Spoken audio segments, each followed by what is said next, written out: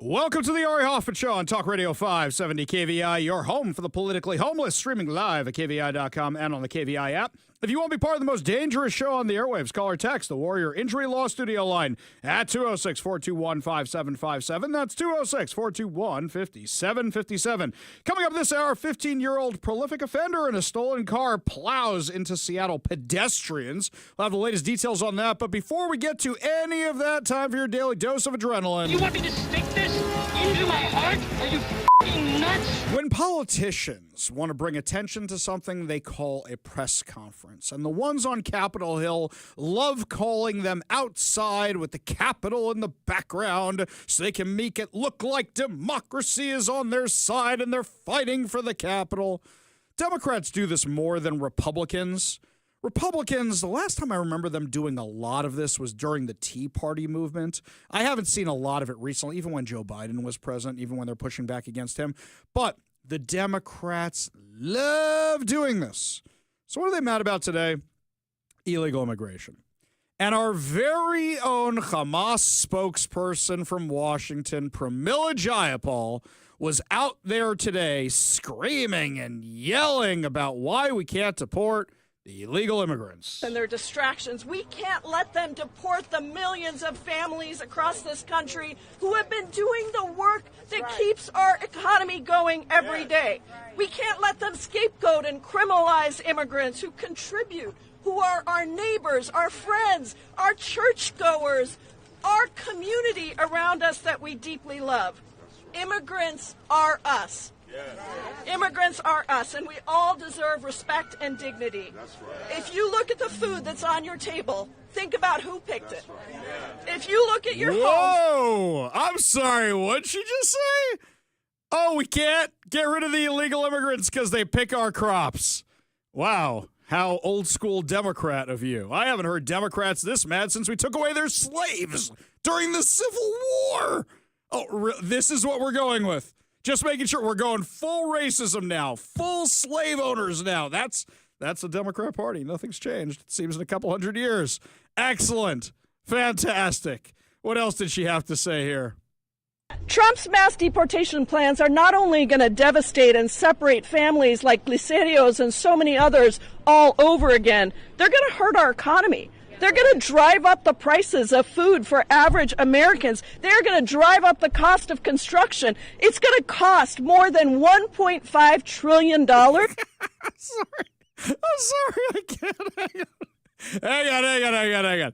After the gajillions of dollars that these guys shoved into a T-shirt cannon and blew into the economy, for the first time in my life, I'm hearing Democrats being concerned about spending. Wait, Pramila, if you're concerned about spending, I'm looking at your social media account right now, and you got a whole bunch of posts attacking Doge. Shouldn't you want to get rid of the fraud and the waste if you're that concerned about all the spending? In fact, she went after Elon Musk during this speech, went after him for being an immigrant. By the way, she did do that. She didn't make the distinction between illegal and legal immigrants, nothing like that. It was just everybody's an immigrant. She's lost her mind. Who's she sticking up for, by the way? The White House put out a worst of the worst that they've caught recently. Here's who she wants to remain in Washington State. You ready for this one? It's a little graphic. If you got kids in the car, you may want to earmuff it for a second. In Washington State, ICE has arrested a Salvadoran national convicted of sodomy and anal intercourse with a victim under 13. Washington Attorney General Nick Brown boasts that the state or local law enforcement will not be utilized for immigration enforcement actions.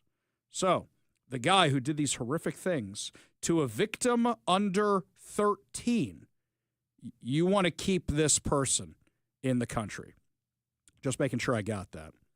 In St. Paul, Minnesota, ICE has arrested a Sudanese national convicted of rape of a victim under 13, a Mexican national convicted of criminal sexual conduct against a victim under 14, and a Laotian national convicted of child endangerment, criminal sexual conduct against a victim under 13.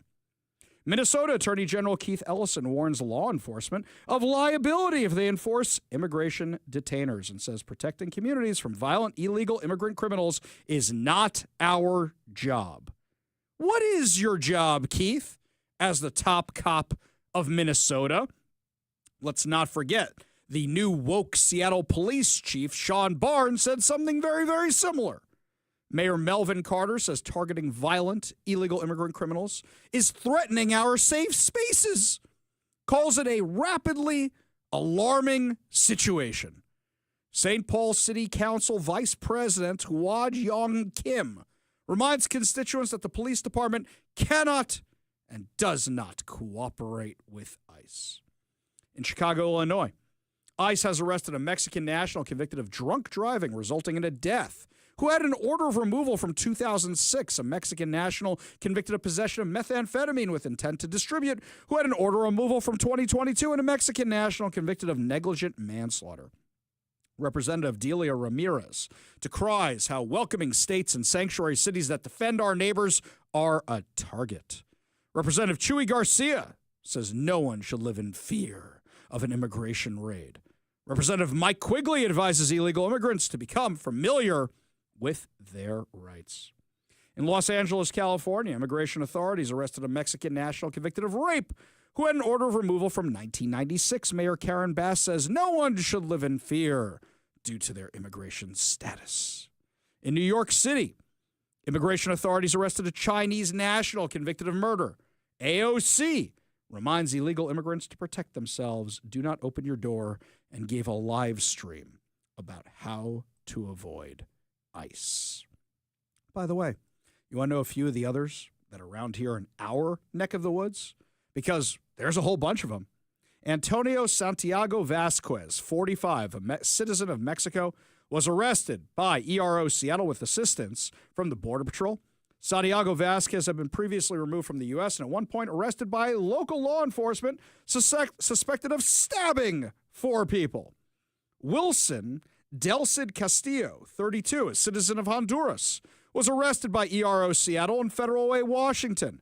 He had previously been removed twice from the U.S. and arrested by local law enforcement for assault.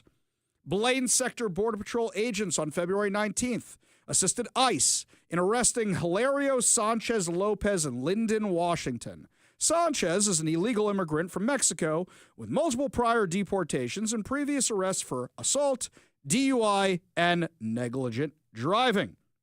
This really sounds like the best of the best here, doesn't it? Really, just fantastic people. The best and the brightest is who we're letting into Washington. And this is who Pramila Jayapal is sticking up for. This is who Nick Brown is sticking up for. This is who Bob Ferguson wants to remain in our state. Now, things around here don't seem like they're changing without federal intervention. And I say this all the time, but it's crazy to me that as conservatives, we are begging for federal intervention.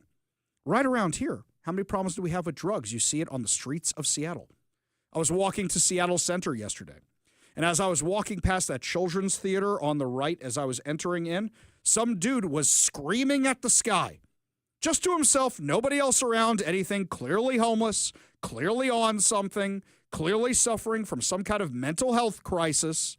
You want more drugs on the street? I saw a guy today on the side of the freeway as I was coming off I-5 onto Seneca to get to the radio station. There was a guy sitting there panhandling for money. His skin was rotting off.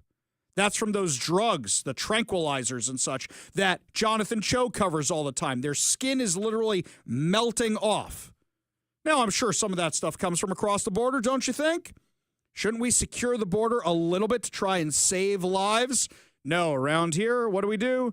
We make sure we give out clean needles, foil, so you can inject yourself with poison. That's the solution around here. But here, the question is, are they working against ICE or are they just not working with ICE? They're two very different things because we have now seen that ICE activists, anti-ICE activists, are trying to disrupt operations in Los Angeles. They're trying to disrupt operations in other parts of the West Coast. You think they're not doing it here too? We've seen the flyers. Flyers showing the names, pictures, and phone numbers of immigration and customs enforcement agents have surfaced in a Southern California neighborhood, according to Fox News. Multiple federal law enforcement sources said that the anti-ICE activists who have been interfering with ICE operations in the Los Angeles area have now started putting up posters featuring the personal information of ICE and Homeland Security investigations officers working in the Los Angeles and Southern California area. The posters, which were written in Spanish, translate roughly to read, "Careful with these faces. These armed agents work in Southern California. ICE and Homeland Security racially terrorize and criminalize entire communities with the policies. They kidnap people from their homes and from the streets, separating families and fracturing communities. Many people have died while locked up in jails, prisons, and detention centers." Is any of this true at all? And here's something else. Who are you sticking up for? I'm going to use this as a comparison for a minute. When I first saw the article about George Santos, we had him on the show a bunch of times. And I saw the article and I go, this is almost too insane. And I thought to myself, let me get his side of the story. And when we got his side of the story, it was basically, well, this is all true. And we cut ties with him immediately, with the quickness, as Mike would say. We even did a whole mea culpa on the show for how many times we had him on. We were conned like other people were as well, like all the voters in Long Island were, like lots of people were. But the thing was, we cut ties right away. The Democrats are doubling down because for them, it's not just tell a lie, tell a big lie. Every single one of these workers is working in the fields and picking your crops. Wait, I'm not sure that's a good thing that they're saying that. Okay, we'll go with the Civil War argument for a minute. Every single one of these workers has 10 children and 3 wives that all need to be cared for. Every single one of them is a productive member of society, and the orange man wants to kick every single one of them out. Oh, the horror, the horror, the horror. They don't want to acknowledge what I just read to you. They don't want to talk to you about what's actually going on. They don't want to discuss these crimes these guys have. And if you ask them, they'll say, well, it's just a few bad apples. Great, let's do teachers' unions. Let's do that. You want to use that argument? Let's do that. And I will remind you that a few bad apples are the ones that cause terrorist attacks, like the Boston Marathon bombing, like 9/11. This is really the hill you want to die on? This is an 80-20 issue. And they're not moving the needle on it. They're desperate to manufacture a story like they did at Whidbey Island with the school district. Oh, they deported one of our parents. Yeah. Then we found out they had a criminal record, which Whidbey Island conveniently left out in their, orange man bad. We're going to protect every single one of you. You know the lawsuit people probably have against our local officials if, God forbid, anything happens? Things have already happened. You literally say, here's your statement that you said you weren't going to enforce the law. The law's on the books. You said you were going to give a free pass to criminals. And that's exactly what they're doing. Are we surprised? We have judges here that release criminals. Doesn't matter if they're illegal immigrants or not. Doesn't matter their age. Just let them out. Let everybody out because they don't believe in the justice system. What's the real motivation here? The real motivation is the Democrats are losing the argument. Border crossings are way, way, way, way, way down. The message has gotten out that so many people are not even attempting to come across the border, and a whole bunch of other people self-deported. You got to ask yourself that when Joe Biden had this app out there, which would let you come to the country, even if you were an illegal immigrant, and release you into the interior, what would be the motivation of somebody not to use that app? Because they're coming for nefarious purposes and want to be off the grid. How many of those people are here? We don't even know.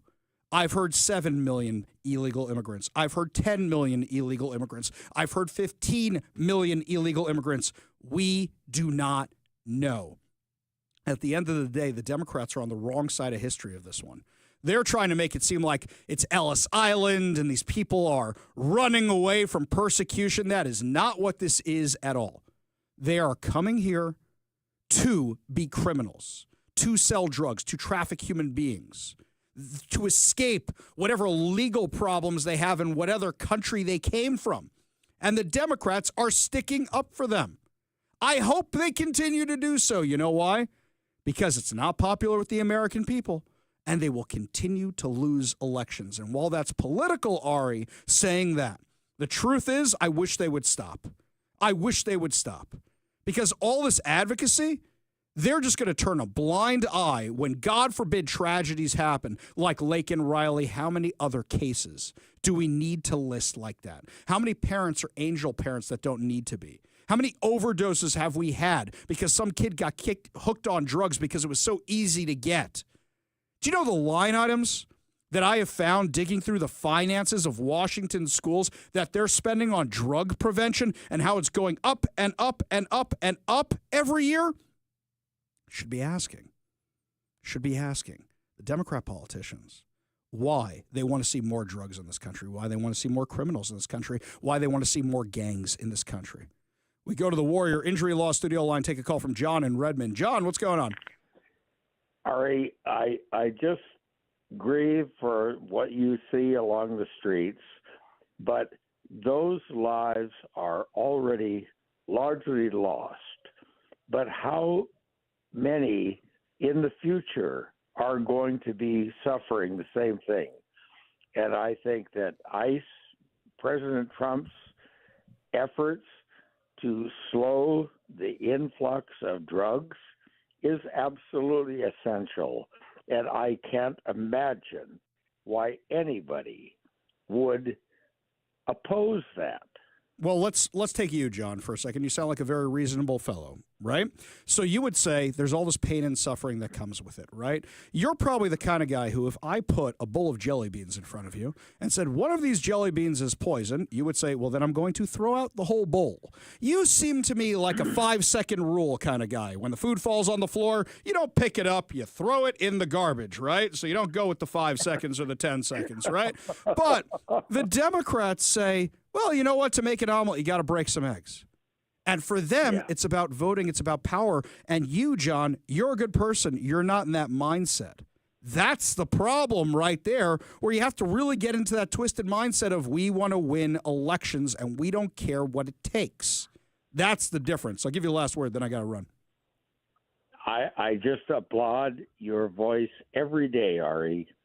That's very kind of you, John. That's very, very nice for you to say. Gives me what we call chizik in my world. You got to get that noise, but it means strength in the Jewish world. So thank you, John. Do appreciate it. Appreciate you being part of the show. You want to be part of the show, you give us a call or a text at 206-421-5757. That's 206-421-5757. We go back to the Warrior Injury Law Studio line. Take a call from Carl in Everett. Carl, what's up, man? Hey, I was just listening to you talk about Langley. And I was at the city or at the school board meeting recently, and they are actually beefing up their policies to include written scripts of what to say to police and ICE if they show up. And that doesn't matter who they're protecting. They intend to stop them at the property line. They're changing their policies to include their school buses. And in a conversation with the superintendent of the schools, she says it doesn't matter that he was wanted for crimes. We are going to stop them from coming on our property. Carl, I want you to do me a favor. I've been getting these from a lot of our listeners in multiple school districts. In fact, I don't know of a single school district that isn't doing things like this, but I'm making a collection of them. When you get this stuff emailed to you, whether as a parent or a neighbor or whatever it is, can you please forward it on to me, ari@kvi.com? Absolutely, because if people do not get involved in their schools, they are going to keep passing these rules and things are going to get worse. I'm left dumbfounded to see what they're teaching our children, which is not math and reading. No, and here's something else, by the way. Even if you think to yourself, I don't have kids in the schools anymore, I never had kids in the schools, I have grandkids in the schools, I just live near a school, whatever the case may be, these schools are now harboring criminals. and you don't know who they are, and they are admitting that they are doing it, and your tax dollars are paying for those schools to exist.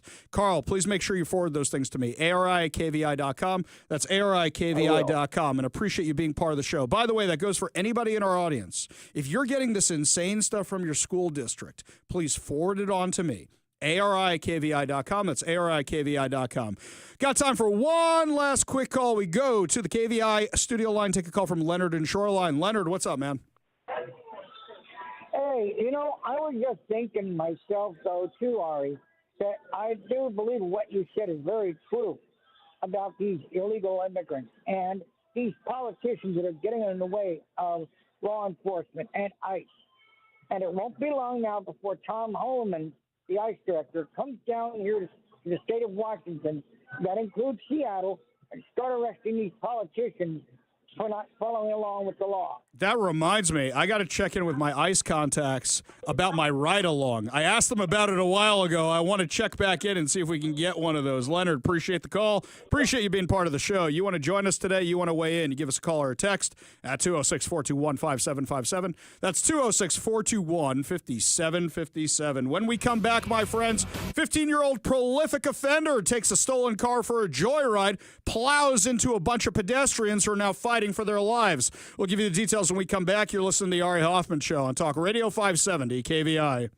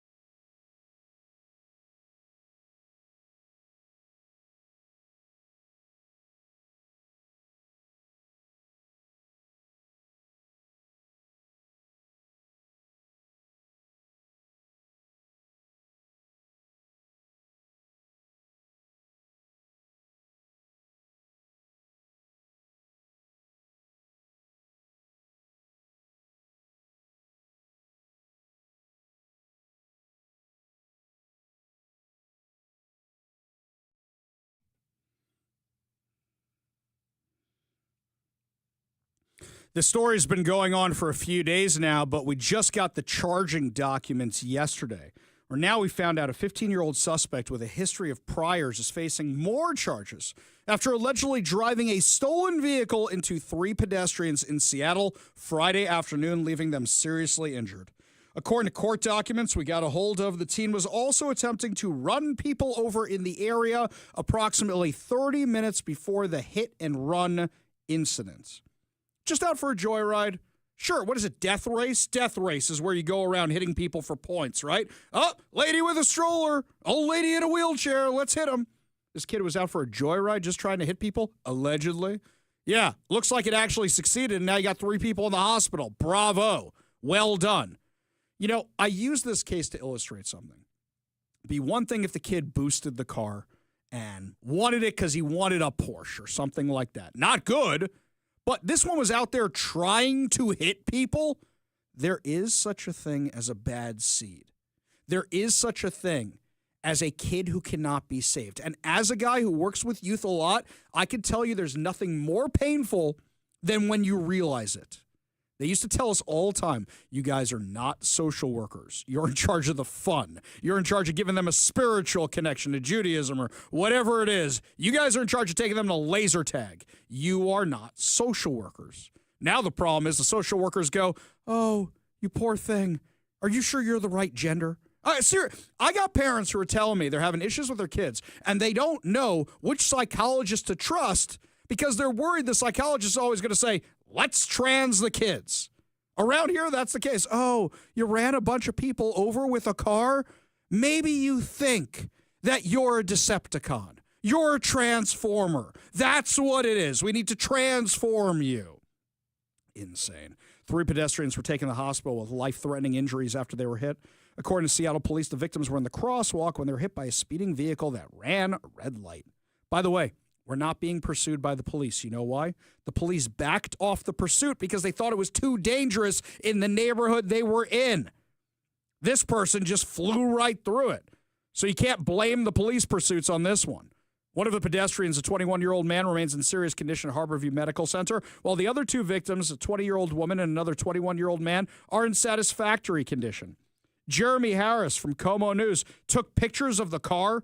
If the car is as bashed up as it is in these pictures, how hard did it hit these people?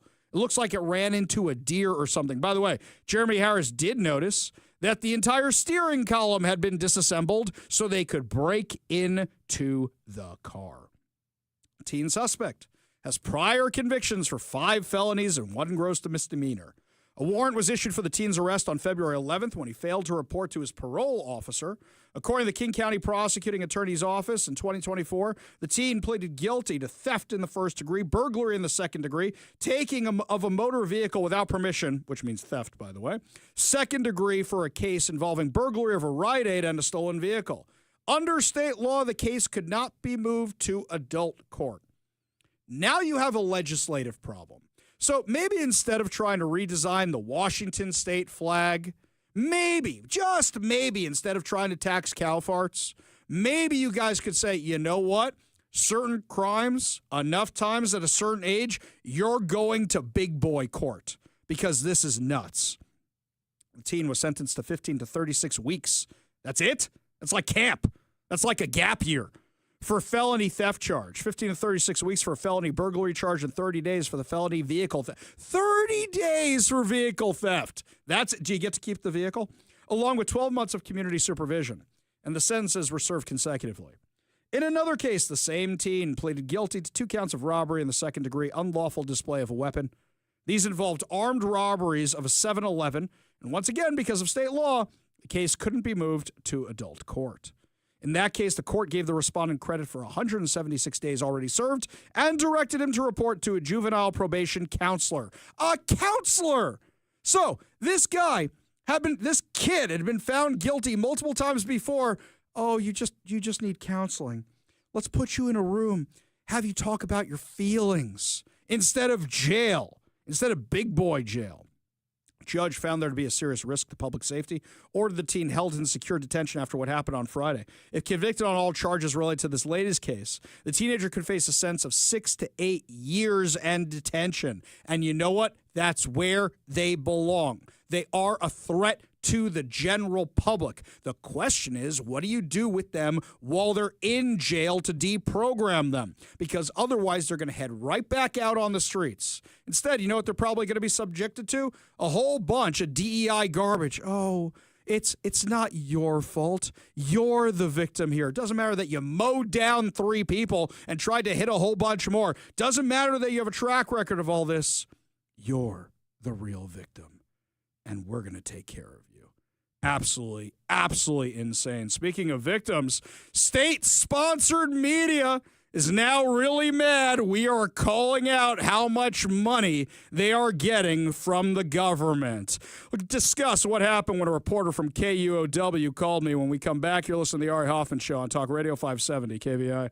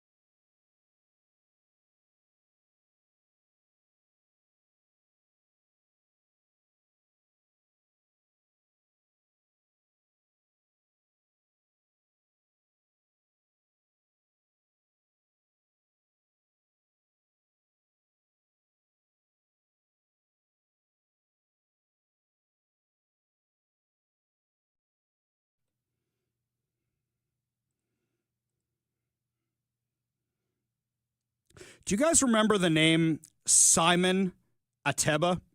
He was a reporter in the White House press corps, but Karine Jean-Pierre didn't like the questions he was asking, didn't like him at all. He was from Today News Africa, so she banned him and revoked his press passes. Do you remember anybody from the lamestream media sticking up for him? The only ones I remember sticking up for him were conservatives. That was it. Because a lot of the lamestream media is worried that if they stick up for this guy, then all of a sudden they're going to lose access also. This guy was denied entry into the press pool, denied access. Let me tell you something else I've noticed, by the way. When I would reach out to the Biden administration, they never even got back to me. The Trump administration always gets back to me. Here's the fascinating thing, by the way. It's not because I'm conservative. They get back to everybody, even the Associated Press. The Associated Press is mad that they're being excluded from the cool kids table. They're mad that they don't get to go into the Oval Office. And while it seems like there's a lot of reporters in the Oval Office, there's really, 20 of them, and there's 70 reporters in that press room, but there's more than hundreds, if not thousands of them that actually cover the White House. Hey, by the way, technically, we're on that list now, too. Yeah, Mike, we got approved by that, by the way. I mean, there's now 4,000 new journalists who they opened up the White House press room to. But the AP is really, really mad that they don't get to be the cool kids with access to the Oval Office anymore. That's all they're mad about. They're not being kicked out of the press room. They're not being denied press releases. They're not having their credentials yanked. They're just mad. And look, can we be real about the Associated Press for a minute? They are, in my opinion, the most biased news source. Do you want to know why? MSNBC makes no bones that they're the liberal network. They really, really don't. That is who they are. In fact, they even said so yesterday when they're talking about redoing the network because of Joy Reid and Rachel Maddow and all. They said we are not deviating from our progressive, whatever their actual statement was. That's the direction they're going in.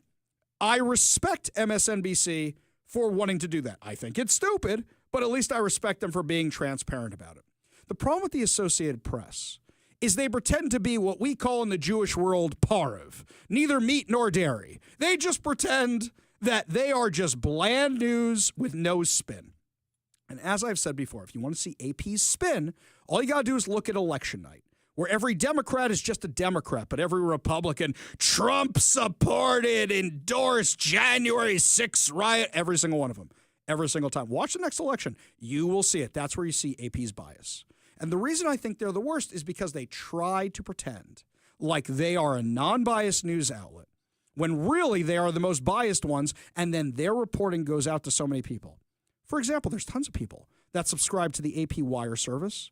Now, sometimes, like our friends at KUOW News subscribe to AP, as do a lot of the other ones. And I look around and I go, whoa, how did you guys print this? Now, at least Fox News says this was written with the help of the Associated Press, and they redo headlines, they redo content. But every now and again, I look at a Fox article and I go, oh, I see that paragraph came from the AP. I can tell which one came from the AP because they subscribe to the Wire service as well. They are a wolf in sheep's clothing. Another example of something like that is NPR. NPR is one of the most biased outlets there is. Us in the Jewish world joke and call it National Palestinian Radio. That's how bad it is. But NPR is paid for with your tax money. And today, I got contacted by KUOW, and this one cracked me up. Hi. My name is Jeannie. I'm a reporter for KUOW, KNKX, NPR. I'm reaching out because you are mentioned in the bio of a social media account on Twitter called Doge Washington. I'm wondering if you might be willing to answer some questions about your ties to the account and the information being posted by it. Feel free to give me a call when you have a few minutes to chat. Listeners of the Ari Hoffman Show, KVI Nation, Ari's Army, Big Mike Militia, how many times have we been through this? I am not the one running that account. Even though some people think it's me, it is not me. Oh, sure, and I suppose you're also not the driver of the Belltown Hellcat. You got to keep going with that, huh? Yeah, exactly right. Exactly right. Who believes that? Nobody. Yeah, when the muffler gets redone tomorrow, by the way. Muffler's getting redone tomorrow. It won't sound like the Belltown Hellcat anymore. So it's funny that everybody still thinks I'm Washington Doge. But when I spoke to this reporter, they were so unprepared. They said to me, where are you getting this information from? For those of you that have been following our social media posts and have been listening to the show, we are literally getting this stuff from Washington's own numbers. It's their website called the Washington Checkbook. It's everything they've spent money on. We are mining their own data for all this information. By the way, it's only a matter of time until they switch it up, like the Climate Commitment Act, by the way. You can no longer search it by agency anymore to see who's getting the money. It's very, very hard. It used to be very, very easy. I think they realized that people were pulling the data out of it. It is only a matter of time until we're not going to be able to mine this information anymore, have to find it other places. So basically what you're telling me is the state-sponsored media is now questioning how the state is spending its money, and all the Washington Doge volunteers who have reached out. By the way, I love the people who reached out and go, Ari, I don't have time to dig into these numbers, but I did find this because of this email I got. We love you for it. Nobody's asking you to spend these hours and hours and hours digging through this stuff. But when I spoke to the reporter, they said to me, their very first question, where are you getting all this information from? And you know what my response was? Have you looked at any of the screenshots? Because it's all right there. It's literally all right there. And we say time and time again, here's where we got it from. And we've provided links. Here's where we got it from. So how much research do you think they did? I got the story from my editor. So the editor said, Ari Hoffman, that conservative radio guy, is exposing everything. Find out where he's getting all his information from, which means he didn't look at it either. Interestingly enough, KUOW made a whole spectacle of leaving Twitter. Why? Because Elon Musk called them state-sponsored media, which they are, by the way. Which they are. Your tax dollars go to fund NPR. Your tax dollars go to fund KUOW. You know what we're going to find out? We're going to find out that what they're really mad about is that I expose the self-service stations we've been talking about. The government-funded foundation that lists on their calendar all the stuff these self-service stations do, but denies having any connection to them, even though they admit that they're their landlord. By the way, they've had to update their website because of all this, which just cracks me up, by the way. We have no connection to these people. Here's our connection to these people, which really cracks me up. I assume there will be a hit piece from KUOW, and I will laugh and laugh and laugh about whatever it is, because you know what? I want to thank KUOW for this, because if they publish this article, you know what it means? More people are going to get eyes on Washington Doge. There's no such thing as bad PR. Bring it on. But if you guys are just mad about the self-service stations, if you guys are just mad about that, I just want to leave you with this. So the state-sponsored media will be getting mad at me for investigating the state-sponsored foundation that supports the self-service stations. Do you see what they're mad about? They're mad that we're exposing all the stuff they're spending the money on. And I knew it would be KUOW, because I'll tell you one little secret. This is a little gift for our audience here. This is a bonus you get for listening to the show. Here's what it is, guys. Plenty of other outlets have been in touch with me about this. Plenty of other ones asking me what I know about this. Who are the ones who are going to formally do a request like this? Because the other ones have been my friends in the media. Ari, this stuff is great. Hey, I got this for you. By the way, some of the other media outlets in town have found some amazing stuff for us. But KUOW, no. They're going to be the first ones out with the article. Just watch. Guaranteed. And if they do, we'll have it for you as soon as they post it.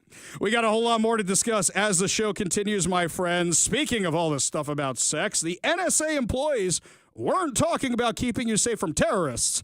That's what they were talking about on their interior chats of their agency. We'll have those sick details for you when we come back. You'll listen to the Ari Hoffman Show on Talk Radio 570 KVI.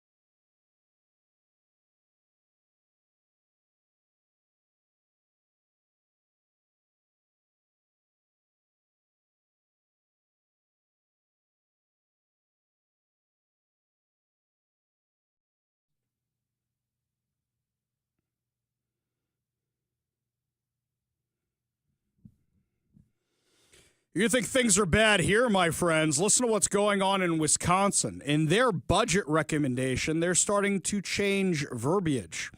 The word previously used was wife or husband. Now it's changed to spouse. Okay, not the end of the world. Word previously used mother, changed to inseminated person.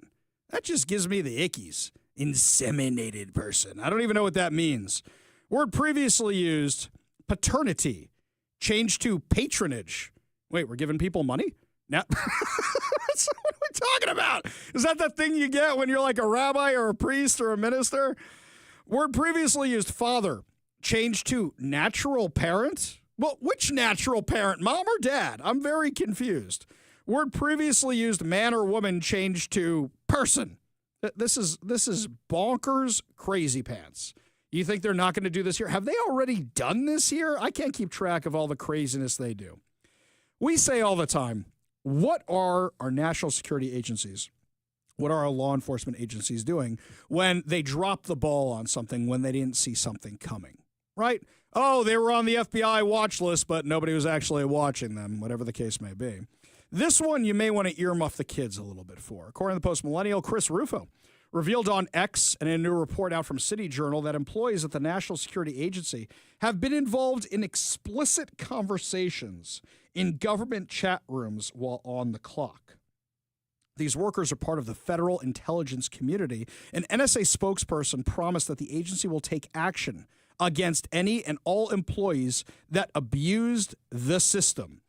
Now, what they were discussing from the NSA on their interior chats were polyamory, kink, sex change surgeries, and a range of other explicit topics. So graphic, I do not feel comfortable talking about them on the show. The journalists reported that the chat logs from the channels were provided by a former as well as a current employee of the NSA. I cannot repeat the stuff they are talking about here, but it is graphic detail talking about what they enjoy doing. Can somebody explain to me why you are discussing that publicly? Here's something else. Does anybody talk about that at their place of employment? Is that something you discuss with the average person? After the report was released, NSA spokesperson responded the agency put an enormous amount of trust in people allowed to use government systems. There's an expectation for full compliance with all the laws and policies clearly posted on all those systems. We are continuing to look into the issue. We're taking action against any and all employees who abused the system. This stuff is so graphic. And I wonder, what were they supposed to be doing when instead they're discussing this? This isn't a bug. It's a feature. You want to know why Joe Biden was talking about hiring everybody based on diversity as opposed to their actual qualifications? Because these are the people he wanted inside these agencies. These are the people he wanted running these agencies. I mean, this stuff, Rufo said the two IntelliLink channels were the ones in question. Said the servers are supposed to be used for government work, but gender activists have hijacked at least two channels, which are LGBTQA and IC Pride TWG, to discuss fetishes, kink, and sex as legitimized by DEI. I mean, the stuff they got here, I'm looking at screenshots of what was being discussed. What were they not watching? How many things didn't actually get covered or didn't get addressed in law enforcement because of this? Oh, it wasn't all that. I mean, the stuff they were doing where they were also discussing how their children choose gender. Look, you guys want to meet after work? You guys want to talk on Facebook Manager, hopefully not at your own Messenger, hopefully not on your work time? Go ahead. What you do in private is fine, but here you're literally stealing from the government. You're saying, well, I'm on the clock. And then they say, well, we don't have any superfluous government employees. They're all doing their job. We need every single one of them. You need these guys who are in the NSA? What the hell were they supposed to be doing when instead they're discussing all of this? It's messed up. This is the kind of stuff that's not just in schools, which it shouldn't be in schools, but it's in our government agencies. You remember those pictures of all the military guys wearing all that gear? I'm not going to get into more details because you might have the kids in the car. This is not a bug. This is a feature. This is who they wanted to feature of these agencies. Do you not remember all the people who used to work in the Biden administration? Do you not remember the people they used to put out front as their poster children? This is what they wanted. This is what they were going for. This is who they were catering to. And the more people find out about this stuff, the more they're thrilled Kamala Harris didn't win. The more they're thrilled that Donald Trump is shutting this stuff down, because this is 80-20 issues again. Why are you discussing this stuff on the government's dime? If you were in the private sector, you would have been fired ages ago because you're supposed to be working. Doesn't matter what you're discussing. If you're not doing what pertains to work on company time, you are stealing from your employer. Speaking of theft, the Washington legislature has a whole bunch of bills out there designed to take your money, and now the Washington Democrats are trying to defend doing so. We'll give you their awful narrative when we come back. You're listening to The Ari Hoffman Show on Talk Radio 570 KVI.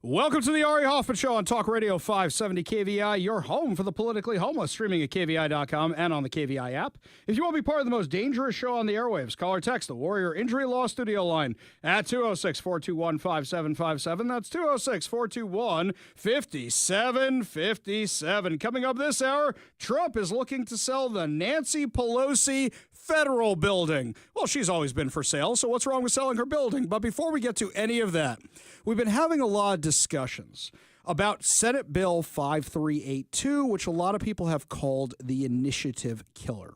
This is the one that is making it so that you have to have an added signature at the bottom saying you collected all these signatures, which a lot of people will forget. But also, if you're a signature gatherer, you are now legally responsible if somebody writes 123 Fake Street on the bill. Now, I got to say I'm impressed with Secretary of State Steve Hobbs. I was impressed with him during the initiative process when Let's Go Washington collected millions of signatures to get the 7 initiatives last year on the ballot and before the legislature. I would bait Brian Haywood when we would have him on the show, and I would say, so how's the Secretary of State's office been doing with verifying all the signatures? And Let's Go Washington had nothing but praise to say for him. Really, nothing but praise the entire time. So when there was public testimony yesterday, they had Steve Hobbs, public testimony, and he actually testified against this bill. Here's what he said. This bill is not needed, and it's just trying to fix a problem that doesn't really exist. Just so everyone knows, the VOTWA system is very good. It communicates with other databases. It communicates with Social Security when we hear about deaths that happen, and when people change addresses, we update it pretty quickly. That's why the 1.2 million is in here, because now it's asking us to check these addresses. Now remember, we'll see the signature and we can match it with the database. We'll know exactly if you're a registered voter or not. Additionally, what we don't see in here is the cost of lawsuits that will happen when you have somebody, let's say, an overseas voter. When I served in the military, I had a armed forces post office. If they put that on there, it invalidates them. If you have a college student, maybe you have a senior citizen that forgot their address and put a P.O. box, it would invalidate them as well. This bill tries to get at a lawsuit that occurred where we prevailed, and it doesn't matter if this bill passes, because the underlying constitution of the state of Washington says you just have to be a Washington voter. And so I would ask you not to move this bill forward. And if you are going to do the $1.2 million, I would love it if you put in my election security and civic engagement programs, because Governor Inslee's budget invalidated both those programs. Thank you. I'll take any questions that you might have. Boom. Gotta say, that was very impressive. The fact that he stood up against his own party. Now, we know that Steve Hobbs is not one who always goes along with his party's craziness. And I've got other issues with Steve Hobbs, like the voter rolls. Some of it he can't do anything about. But good on him. Absolutely good on him. And I'll tell you something else, and this might tick off a few of you. If the Republicans can't find somebody with a pulse next time to run against this guy, he might even get my endorsement because of this. Because he's the one who's standing up against the Democrats who are pushing this insanity. He called out how much money it's going to cost because of the lawsuits that are inevitably going to come from it, and he called out the fact that it's probably unconstitutional. But Democrats do not care. Need I remind you, Shasti Conrad, head of the Washington State Democrats, is the one who said she wanted a supermajority so they could clean up the Constitution. Is there an inconsistent comma or something? No. They just want to do it so they can get rid of the initiative process entirely. Need I remind you, what they have already done is killed the referendum process. What they do is they slap an emergency provision on so many bills that they pass specifically so that it can't go to referendum. Everything's an emergency. Everything's an emergency. That way there's no vote of the people. The next time any of the Washington Democrats accuse Republicans of subverting democracy, any of that, just show them this entire story of all this insanity they are trying to do. They're trying to make it so you don't have a voice. And let's be clear here. What they're most mad about is the fact that Let's Go Washington has this down to a fine science. And anything that they want to put as an initiative they can probably get the signatures for because they did such a good job on it last time. And now the Democrats are trying to undo the entire initiative process because of how successful Let's Go Washington was and what a threat to their agenda these things were because they were 80-20 issues. We want police pursuits. We want parental rights. We don't want an income tax. And yet the Democrats are trying to undo all of them. Luckily, the bill that was once again going to restrict police pursuits is not moving forward. Could still come back as a zombie bill. That's a bill that you think is dead and then somehow gets resurrected as part of something else. Could happen. But at the same time, it seems dead for now. Parental rights? You know what the big problem is? There's 8 million people who live in Washington now. I got to stop saying 7 million, by the way. It's officially 8 million because all those people that came from California. I wish every single one of them listened to the Ari Hoffman show, but you know how many of them are not even politically engaged right now? So many people. Think about me for a minute. I don't think I got politically engaged in Washington until 2017, 2018. I want to know why the homeless problem was so bad. That's what dragged me into it. Until then, sure, I listened to talk radio. Sure, I watched Fox News, but it was all about the big national stuff. Always about that, never what was going on here. If you asked me who the mayor of Seattle was back then, I probably could not have told you. I think the first time I knew who the mayor of Seattle was the first time there was the big snowstorm, and then the guy said he was going for a hard-packed surface of ice, so everybody was plowing into each other, and there were car accidents as far as the eye could see. I was trapped in my house, and we had a Subaru Outback, my friends. That car can handle anything. That's got one of the best traction of any car ever, and we couldn't get out of our house, given how bad it was. They had no snow plows. It was an absolute disaster. I think that's when I started paying attention to local stuff. As we say on the show, what happens locally affects you a hell of a lot more than anything that happens in the other Washington, D.C., and I know that a whole bunch of you are relatively new to this. You ask me questions, and that's perfectly fine. We're more than happy to answer the questions. But what you got to do is you got to go out there and get your friends involved. Because here's what's going to happen. The Democrats have rolled out a new website. Washington State Democrats have a new website telling you all the things they're going to have to cut if they don't tax you. Here's their new narrative. Ready for this? Here's a little video they posted to social media.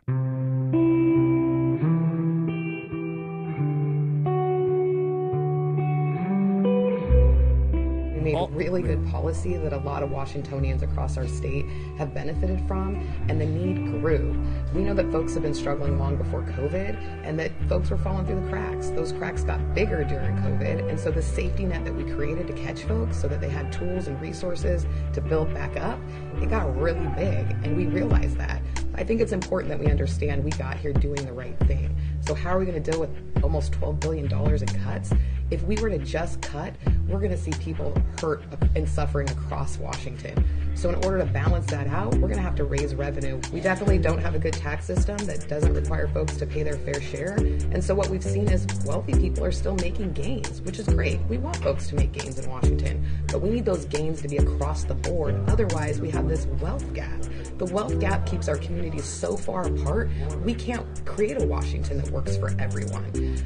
We have a Washington that works really well for some, and we're seeing that because we're seeing the millionaires and even billionaires that Washington has helped to create. We need gains for every Washingtonian. Oh, here we go. The same tired trope. I'm so bored. I'm so bored of this. Oh, the millionaires and billionaires need to pay their fair share. You need to pay your fair share. What's my fair share? What's my fair share? I'm not a millionaire. I'm not a billionaire. Because somehow I know this is affecting me.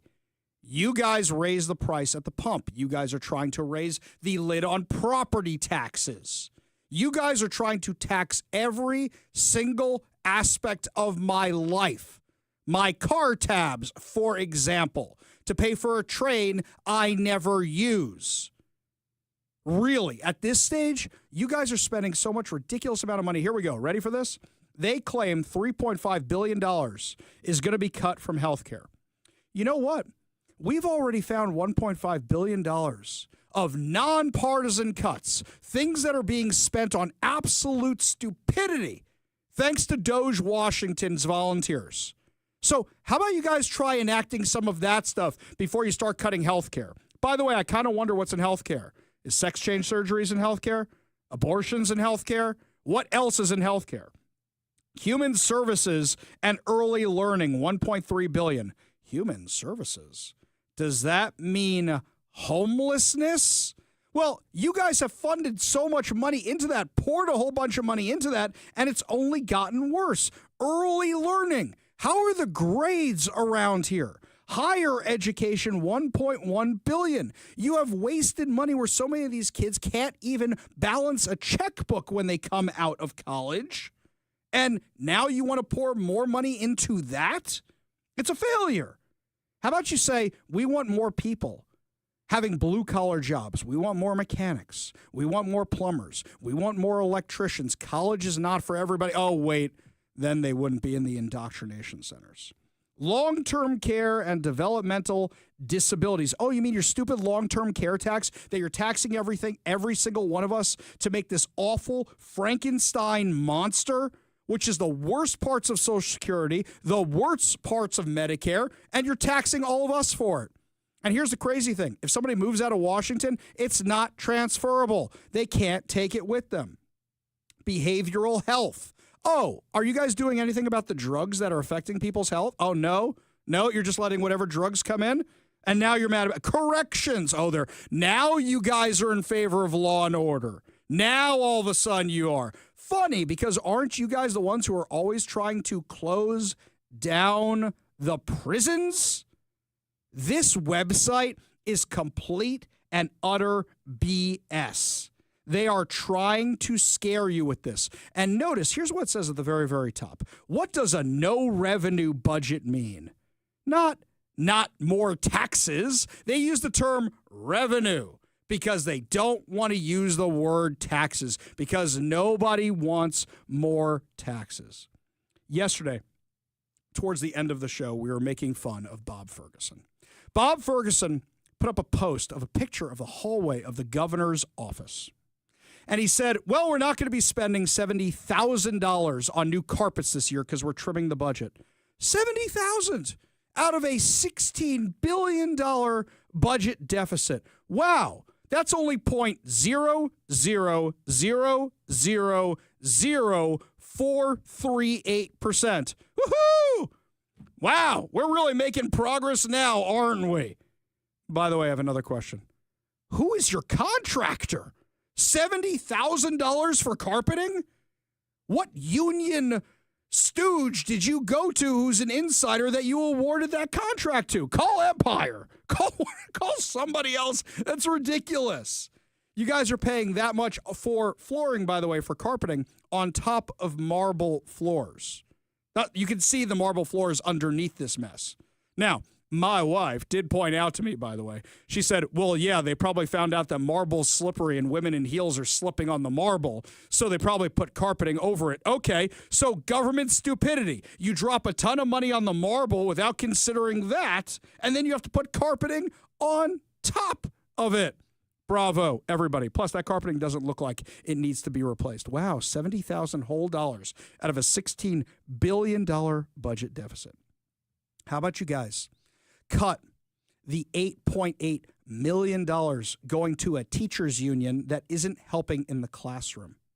How about you guys cut the hundreds of thousands of dollars that is being spent fighting our Second Amendment rights? Not actually going after criminals, just advocating against the Second Amendment. Newsflash, guys, not going anywhere. Keep trying, though, but now you're using our tax money to do it. How about the $1.2 billion you guys are spending installing internet in rural communities that'll never actually get installed when you could be using something like Starlink? That could work with a cell phone, by the way. I think T-Mobile's having a promotion right now that was advertised during the Super Bowl. Government is completely inefficient, but the Democrats are going to keep trying to scare you with this idea. How about you just stop spending? Bob Ferguson, that wasn't money that was being spent. That was money that hadn't been spent yet. What are you spending money on that you shouldn't be spending money on, like the self-service stations we've discussed before? How many other things are wasteful spending that you guys keep pouring money into again and again and again because you're trying to make some donor, some lobby group happy? How about the millions of dollars you're giving to the Cascade Bicycle Club, who's an advocacy group? It's not like they're out there buying bikes for kids or anything. They're an advocacy group that's getting Democrats elected. By the way, I did a public disclosure request today. Mike, I don't think I told you about this. I filed for a public disclosure request. If they're spending $70,000 on carpeting, you think that's the only thing they're spending money on in the governor's office? You think that's the only thing they're renovating? So what I asked them for is all existing contracts for work being done in the governor's office and the governor's mansion. Because you don't just do carpeting. We all know this, right? When you do carpeting in your house, you're like, you know what? Those walls need to be repainted too. Maybe the trim needs to go a little bit. What else are they spending your taxpayer money on? Which could be cut, but they refuse to because it goes with their spending priorities. And are they making anybody's lives better? No, of course not. In fact, Hillary Franz was always seen as a moderate that people could work with. Well, now King 5 is actually exposing what was going on at the Department of Natural Resources. We're not talking about when we found out that she checked out a government vehicle to go campaign. That's not what we're talking about here. This actually affects your wallet. It's been nearly 8 years since a floating salmon farm broke loose near Cypress Island in Skagit County. 250,000 non-native Atlantic salmon got loose into the Salish Sea. The collapse was a true act of negligence. That was in 2017, but today there's public policy controversy stemming from that disaster. Since then, DNR has been phasing out net pens, first shifting to only growing native fish. Now, the agency has banned all commercial net pens in state waters. These net pen fish farms on our state-owned aquatic lands, it was very clear there was impacts. In her final meeting as Public Lands Commissioner, Hillary Franz put it to a vote. Critics saying DNR did not look at new science that shows net pens can be good and rushed the vote to happen before she left office. The DNR rule was really rushed through in order to meet the time frame of the commissioner that was departing. In the vote, 4 voted to ban the pens, but 2 members abstained, one saying she didn't have enough time to read the latest science. I didn't feel comfortable casting a vote one way or the other. I felt like we could have had a little more conversation, particularly agency involvement in the conversation. DNR's scientific report cited one 2022 study from the Department of Ecology that showed net pens can harm water quality, sensitive habitats, and species. But scientists throughout Western Washington say DNR did not consider the most up-to-date research that shows net pens can be good if maintained properly. I can speak to the science of net pen aquaculture, and the science is very clear. So they didn't want to do the research because it might conflict with their narrative. So let's just ram it through before Hillary Franz is out of office. I don't know why. Because Dave Upthegrove, who's taken over for her, is more radical than her. He probably would have done this in a heartbeat. But they don't want anything that can go against their narrative. One example, had this one here from Cairo 7. $19.5 million is being spent on Washington's Office of Equity. $19.5 million on DEI nonsense that doesn't make anybody's lives better. You want us to be excited about the fact that you cut $70,000 in carpeting? How about some real cuts and not trimming around the edges? How about to some of these failed programs that you guys keep funneling billions of dollars into that don't work? We don't have a revenue problem. We have a spending problem, and we'll never get better unless the Democrats actually want to hear other opinions. It's just clear that, unfortunately, they don't. Except for Steve Hobbs. Special shout out to Steve Hobbs. Really. You know what, Mike? We got to reach out to Steve Hobbs. I want to ask him on the show. I think it'd be a good conversation to have. I think we had him once before. It was a nice conversation. Time to reach back out and see if we can get him on the show. Lots more to discuss as the show continues, my friends. Donald Trump wants to sell the Nancy Pelosi Federal Building. Oh, biggest troll of all time. Give you the details on that when we come back. You're listening to the Ari Hoffman Show on Talk Radio 570 KVI.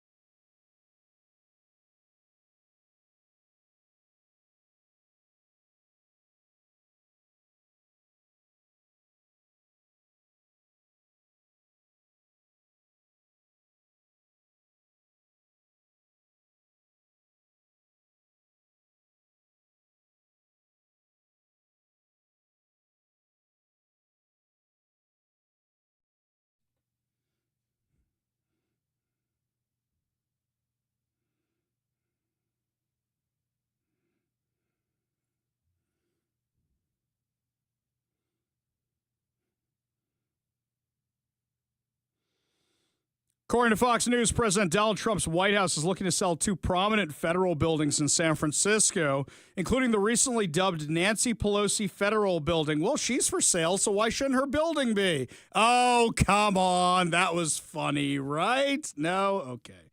Nancy Pelosi Federal Building, a 2-decade-old 18-story tower known as the San Francisco Federal Building, until its formal rededication to the former House Speaker in December, sits on Mission and 7th Streets. Holy cow. That's where all the bad news stuff is happening. I went to a federal building yesterday on 3rd Avenue. My God, it's like going to zombie land. I did not realize how bad 3rd Avenue still was. I knew we do stories on it all the time, but it's another thing to see it with your own 2 eyes. That has not gotten better. Wait, you mean to tell me all the outdoor bar lighting that Bruce Harrell installed did not make the neighborhood better? In addition to Pelosi's namesake building, which, by the way, is the ultimate troll. Let's sell the Nancy Pelosi building. So that, you know, it'd be even better? If only X had not left San Francisco. Can you imagine Elon Musk buying that building and then renaming it the Elon Musk building or the Donald Trump or just the X building? X go and give it to you. That's right. In addition to this building, Trump administration is also reportedly considering selling the 1930s era federal building at 50 United Nations Plaza, which currently serves as the U.S. General Services Administration regional headquarters. The potential sales were reported by KUOW as well as the San Francisco Chronicle, which cited a GSA document earmarking both federal properties in San Francisco as non-core assets possibly to be sold off. You know what the problem is, though? As much fun as this would be, you're going to have a hard time finding a buyer. And let me tell you why. The problem you have right now is office space. How many people actually want or need office space? Look what's happening in downtown Seattle. You've basically had an office space market crash. People just don't need it anymore. With people working remotely and downsizing in a bad economy, it's fine when everything's hunky-dory and the economy is just fine. But how many people are going to want to move into the area, which has all these drug problems, all these crime problems? In 2023, hundreds of federal employees at the U.S. Department of Health and Human Services assigned to the building were instructed to work from home amid worsening safety concerns. Oh, my God. You know what's great about this? Do you remember during COVID, Nancy Pelosi going to get her hair done, even though she was telling everybody else to wear masks and stay home and all that fun? So she and her fellow Democrats are the ones who told everybody, stay home, stay healthy. And now because of that, nobody's in the building anymore. At the time, Senator Joni Ernst, Republican of Iowa, demanded its closure due to the drug dealing at the building's doorstep. Former Democratic Representative Jackie Speier told KGO it's another example of how he is coming after Democrats. He's coming after California. It's all about payback. No, it's about saving money, by the way. In fact, I wonder why we have a whole bunch of the buildings that we own right now. You know how much property the federal government is sitting on right now? I wonder how much property the Catholic Church is sitting on right now. The Presbyterian Church. I know these guys have tons of property and they don't need all of it. Seriously, I wonder why they still have so much of this stuff. You have to maintain those buildings. You have to keep the boilers lit. You need maintenance staff. It costs money. A spokesman for the GSA told Fox News the potential sales were not politically motivated. GSA is prioritizing the reduction of deferred liability costs across our real estate portfolio, including the potential sale of buildings in need of extensive repair. Any suggestion our planning is being driven by politics is absurd. Now, we'll say this for a minute. If you guys have federal employees and bad things are happening to them when they're coming to work, you might be liable for that, by the way. Would you want to go in that area? GSA is taking a data-driven approach and reviewing all options to optimize our national footprint and building utilization. GSA is actively working with our tenant agencies to assess their space needs, and we'll share more information on specific savings and facilities as soon as we're able. Look, looking from my perspective, my family business, we had a big warehouse in Georgetown that we just didn't need anymore. We just didn't. Because you know what? On top of all the problems of Georgetown, there were only 3 of us working in this building. What do you need it for? So we sold it. After 110 years in Georgetown, we moved out because crime got so bad. The day that really sealed it for me was the day we came to the office. You know, this little planter outside the front door, and we found a whole bunch of drug paraphernalia in there where clearly the guy who was sleeping on the steps the night before stashed it to come back that night. I took great pleasure in throwing all that stuff out. It got so bad at one point, you know what we did? We set up a motion-censored sprinkler just to spray people who are coming on the front lawn the front steps because we had so many problems of people camping out there overnight. Is out of control. Now imagine San Francisco, which is a gajillion times worse. We go to the Warrior Injury Law Studio line, take a call from Stilgar in Midway. Stilgar, what's going on? Hey, good afternoon, Ari. Suddenly the sun is out. It's wonderful. I had a question about the Nancy Pelosi building, and, this might help with the sale if it's also had a facelift. Oh, very good. That took me half a second. Very, very good. Very good, Stilgar. I like that one. So do you think it's politically motivated? Do you think they're just cutting costs, or you think it's, hey, why can't we do both? Well, I'm sure, if you can, do two at a time. The other thing that I was talking to the screener about that's come up for, decades is Mrs. Stilgar worked for a particular federal agency. And at the end of the fiscal year, if they had any money left over, it was cut. So they actually would do rolling spending. They would take their, basically the East Coast by end of day. If they didn't have, if they had any extra budget left over, they would send it to the central area, central time zone, federal, thing. And they would spend as much as they possibly could for, everybody got a new copier and a lovely desk chair. You know what that reminds me of? Basically, that was college. So my dorms, the college I went to, it was you had your meal plan money, your CAF card. And if you didn't use it up by the end of the year, it didn't roll over to the following year. So you know what we would do? We would go down to the student store and buy cases of soda. We would just buy whatever was there because otherwise the money would go to waste. Right. Well, and their budget would get cut the next year. So every motivation was there to keep spending it. Whereas I think most of them would have just said, okay, you know what, we've got all the pens we need, so let's just pocket this money for the next year, or put it back in the budget and just have the same budget next year. And if we could get rid of baseline budgeting while we're at it, where an 8% increase is considered a 2% cut because it was automatically a 10% increase. Those two things right there. Here's something else. For a lot of money. You can also reward agencies by saying, oh, you saved money this year. We're not going to cut your budget, but we're going to look at you more favorably when you have budget requests because apparently you know how to budget and save money. But that's not how government thinks. Stilgar, appreciate the insight, appreciate the call. You want to be part of the show, you give us a call or a text at 206-421-5757. That's 206-421-5757. When we come back, a local media outlet is getting sued because one of their journalists was allegedly holding hostages in Gaza. You can't make this stuff up. You're listening to the Ari Hoffman Show on Talk Radio 570 KVI.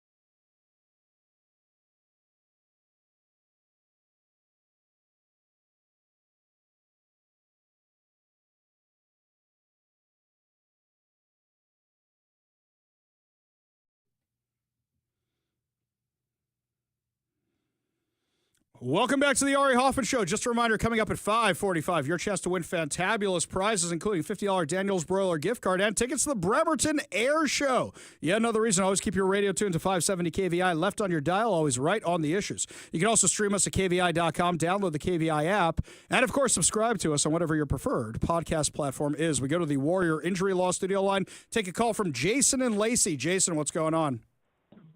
Hey, so yeah, I can corroborate everything that guy's saying. You know, there is very little incentive to save money and tons of incentive to spend money. Mm-hmm. You get towards the end of the fiscal.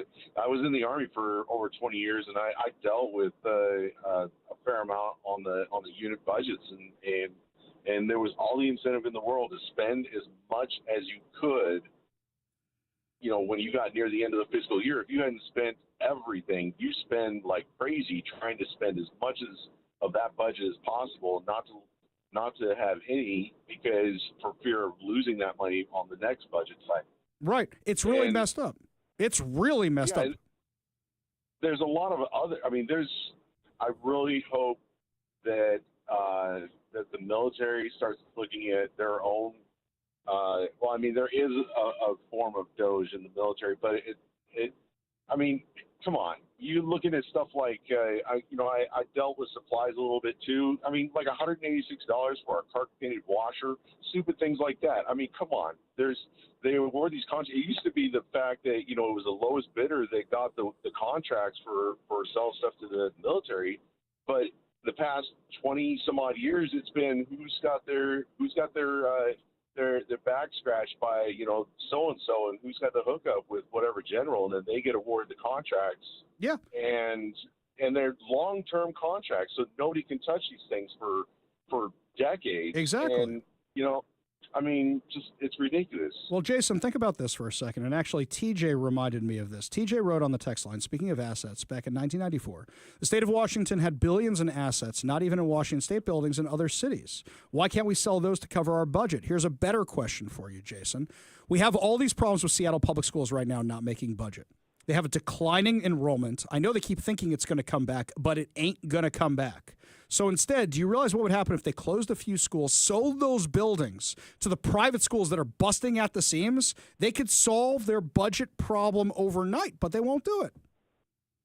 No, it's because the teachers' unions don't want to lose those employees. Exactly. They don't want to do it. They just don't.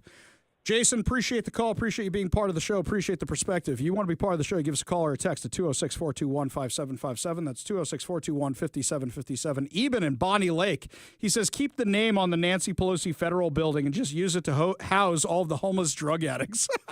I like that one better. That may be the best idea yet.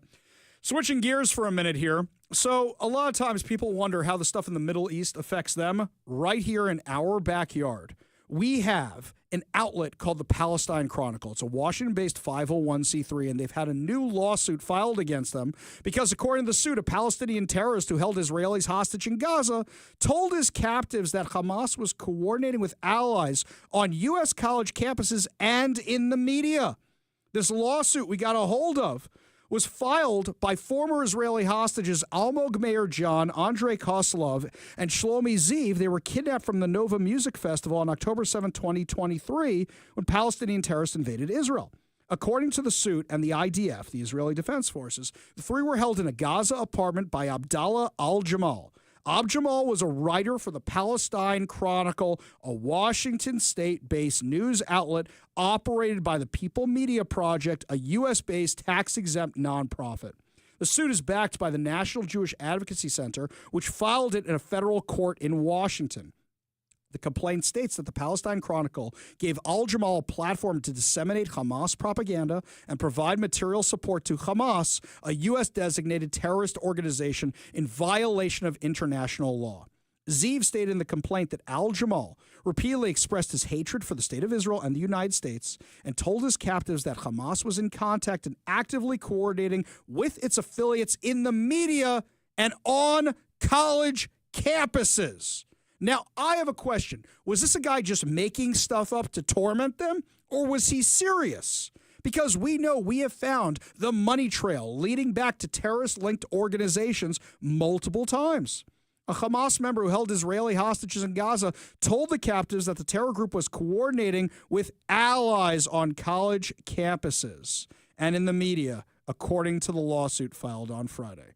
According to the complaint, he also told the hostages that Hamas was going to ensure that the United States, as well as Jews and Israelis, are hated everywhere, and that Hamas in Gaza was coordinating with its allies in the media to foment hatred against Israel and the Jews. The hostages stated that al-Jamal was communicating with terror groups, recording footage, and writing about their captivity. According to the complaint, all three were terrorized during their captivity, subjected to arbitrary punishment, as well as physical and psychological abuse. In June, the IDF rescued these hostages after they suffered 246 days in captivity. During the same operation, Israeli soldiers also rescued hostage Noah Argamani, who is being held nearby. By the way, Noah Argamani testified earlier today to the UN General Assembly of what happened to her. Now, that may not seem like a big deal to you, but realize she's walking into a room where representatives of the countries who funded her abduction and her being held captive are in that room. Immense bravery. And the circumstances that she was talking about was how she was being held in Palestinian apartments just like these guys. When they say innocent Palestinian civilians, they are all part of the cause of Hamas. When we come back, my friends, Rachel Maddow goes rogue against her own network for firing Joy Reid. We're going to have that insane audio for you when we come back. You're listening to the Ari Hoffman Show on Talk Radio 570 KVI.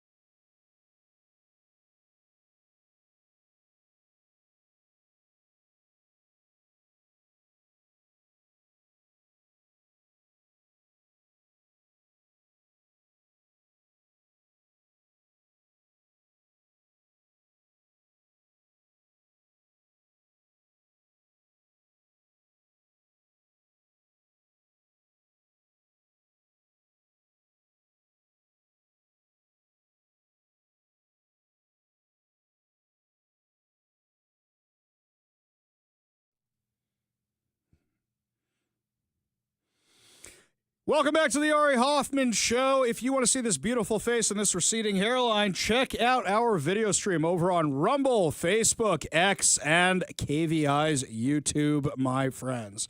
Well, Joy Reid is no more. Her show was canceled on Monday, which is a really weird day to cancel a show. I mean, you cancel her over the weekend and then you let her go on air Monday?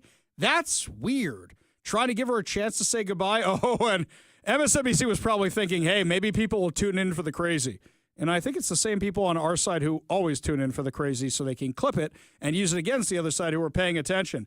Here's Joy Reid's final meltdown where she accuses all of us of being fascists because we voted for Donald Trump. Happy Monday, everyone. And we begin tonight with what I think is the question. When you are in the midst of a crisis, and specifically a crisis of democracy, how do you resist? When fascism isn't just coming, it's already here. So what, if anything, can you do about it? Well, for one thing, you can try to learn from history, from what people in this situation in countries around the world and in America have done before. Oh, please. Oh, please stop. Stop. Because aren't you the same one who was taking the side of the protesters on college campuses? Aren't you the same one that was taking the sides of BLM rioters? And all of them pushed for communism, Marxism, socialism, Trotskyism, Lenin, you name it. They pushed for every single one of these things. But we're the fascists, right? Because we voted for the orange man. That's what it is. And you wonder why her show was canceled. In fact, we have a little highlight montage of perhaps the reasons why her show was canceled. You need a montage. Even Rocky had a montage. The race lady. Why would they call me that? Is this really about me fixating on race, or is it about you fixating on race? But Donald Trump wants to never let black and brown folk up off the mat. Evident what they mean by DEI, right? Why not just say what you mean? You can't stand black people. We get it. You've been heard. Are you committed to naming a black woman as your vice presidential running mate? They wanted to go after the brown people, too, because, of course, that is their other target. You feel joy? Say joy. It's not fashionable to be openly racist anymore in America, unlike what they call the good old days. Only the white Christian men may have the things. So you own everything that happens to your mixed status families and to your wives, sisters, and abuelas. Joy. If you are black plus anything else, you are black. Violent white nationalism that today threatens our national security. Make a joyful noise. Don't send any of those invites to any black women you know. We do have a fascist groundswell in parts of this country, mainly among white men, let's be clear. I mean, you're also a white guy. Are you saying the we is white folks need more kids? Make your own dinner, MAGA. Make your own sandwiches. Wipe your own tears. Only God can give that woman the kind of joy she had right there. Similarities to what happened in Germany and what's happening now in America are just undeniable. Donald Trump is acting like a Nazi, talking like a Nazi, and now posting like a Nazi. Like Trump, Hitler was also viewed as a clown, a goon who could be kept in line after a 4-year break to, learn to accurately quote Adolf Hitler. That's about all I can take. That clip went a lot longer. Our friends over at NWokeness put that thing together. That thing went a lot longer. That's about all I can take. Lady, go sell crazy somewhere else, because that was bonkers crazy. Gee, I wonder why she lost her show when she's insulting her viewership on a regular evening. Talk about all these protests that are happening all over the place on behalf of minorities and the third world and whatever. It's always white people. Who do you think was watching MSNBC? Really, who do you think? Now, maybe they buy into this nonsense, but you think people like being called racist every single night? Gee, can't imagine why she lost her job. Now, Rachel Maddow did something interesting. It's one thing to say, oh, I support my friend. Oh, I miss my friend. Oh, I'm sad her show's ending. But then to attack the network you're on. But let's be clear. Rachel Maddow can do whatever she wants on MSNBC. I mean, she is the woman who has a show one night a week and gets paid gajillions of dollars. Now, mind you, it's MSNBC. Not that many people are watching, but for some reason, people tune into her. I saw this clip last night. I can't remember the last time I watched Rachel Maddow in anything except for maybe election night because I was enjoying the tears of all of them. But she was bashing her own network. This is the danger of firing somebody on a Monday. PM hour, all the other nights except for Mondays. So that's a big change. An even bigger programming change is at 7 p.m., 7 p.m. Eastern, where Joy Reid's show, The Readout, ended tonight. And Joy is not taking a different job in the network. She is leaving the network altogether. And that is very, very, very hard to take. I am 51 years old. I have been gainfully employed since I was 12. And I have had so many different kinds of jobs, you wouldn't believe me if I told you. But in all of the jobs I have had, in all of the years I have been alive, there is no colleague for whom I have had more affection and more respect than Joy Reid. I love everything. Hang on. Does anybody believe that?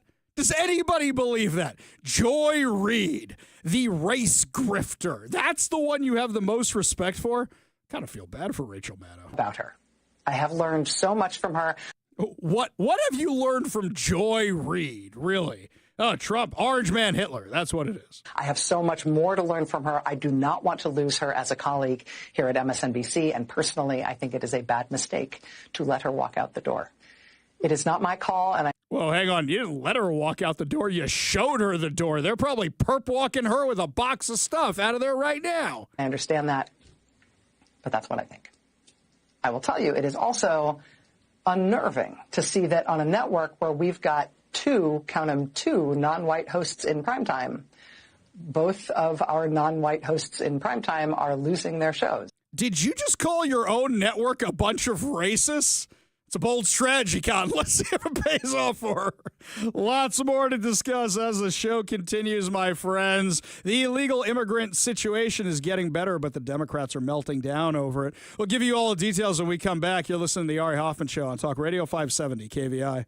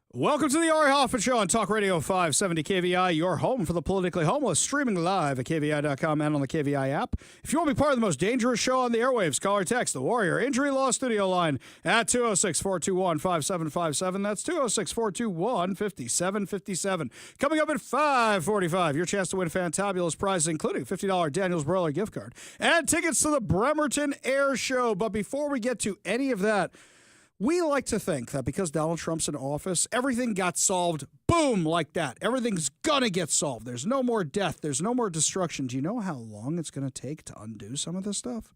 Do you know how long it's going to take to fix some of this stuff? I saw the story today, which shows you just how far we still have to go. It's not Donald Trump's fault. It's just this is left over from the Biden administration. This one from Channel 5 in Texas, Texas border rancher was killed by a suspected cartel IED at the southern border, according to the Texas Department of Agriculture. The 74-year-old rancher, Antonio Cespedes, was driving on his ranch when the explosive detonated. According to the New York Post, he worked on both sides of the border in Brownsville, Texas, and in Mexico, just on the other side of the border.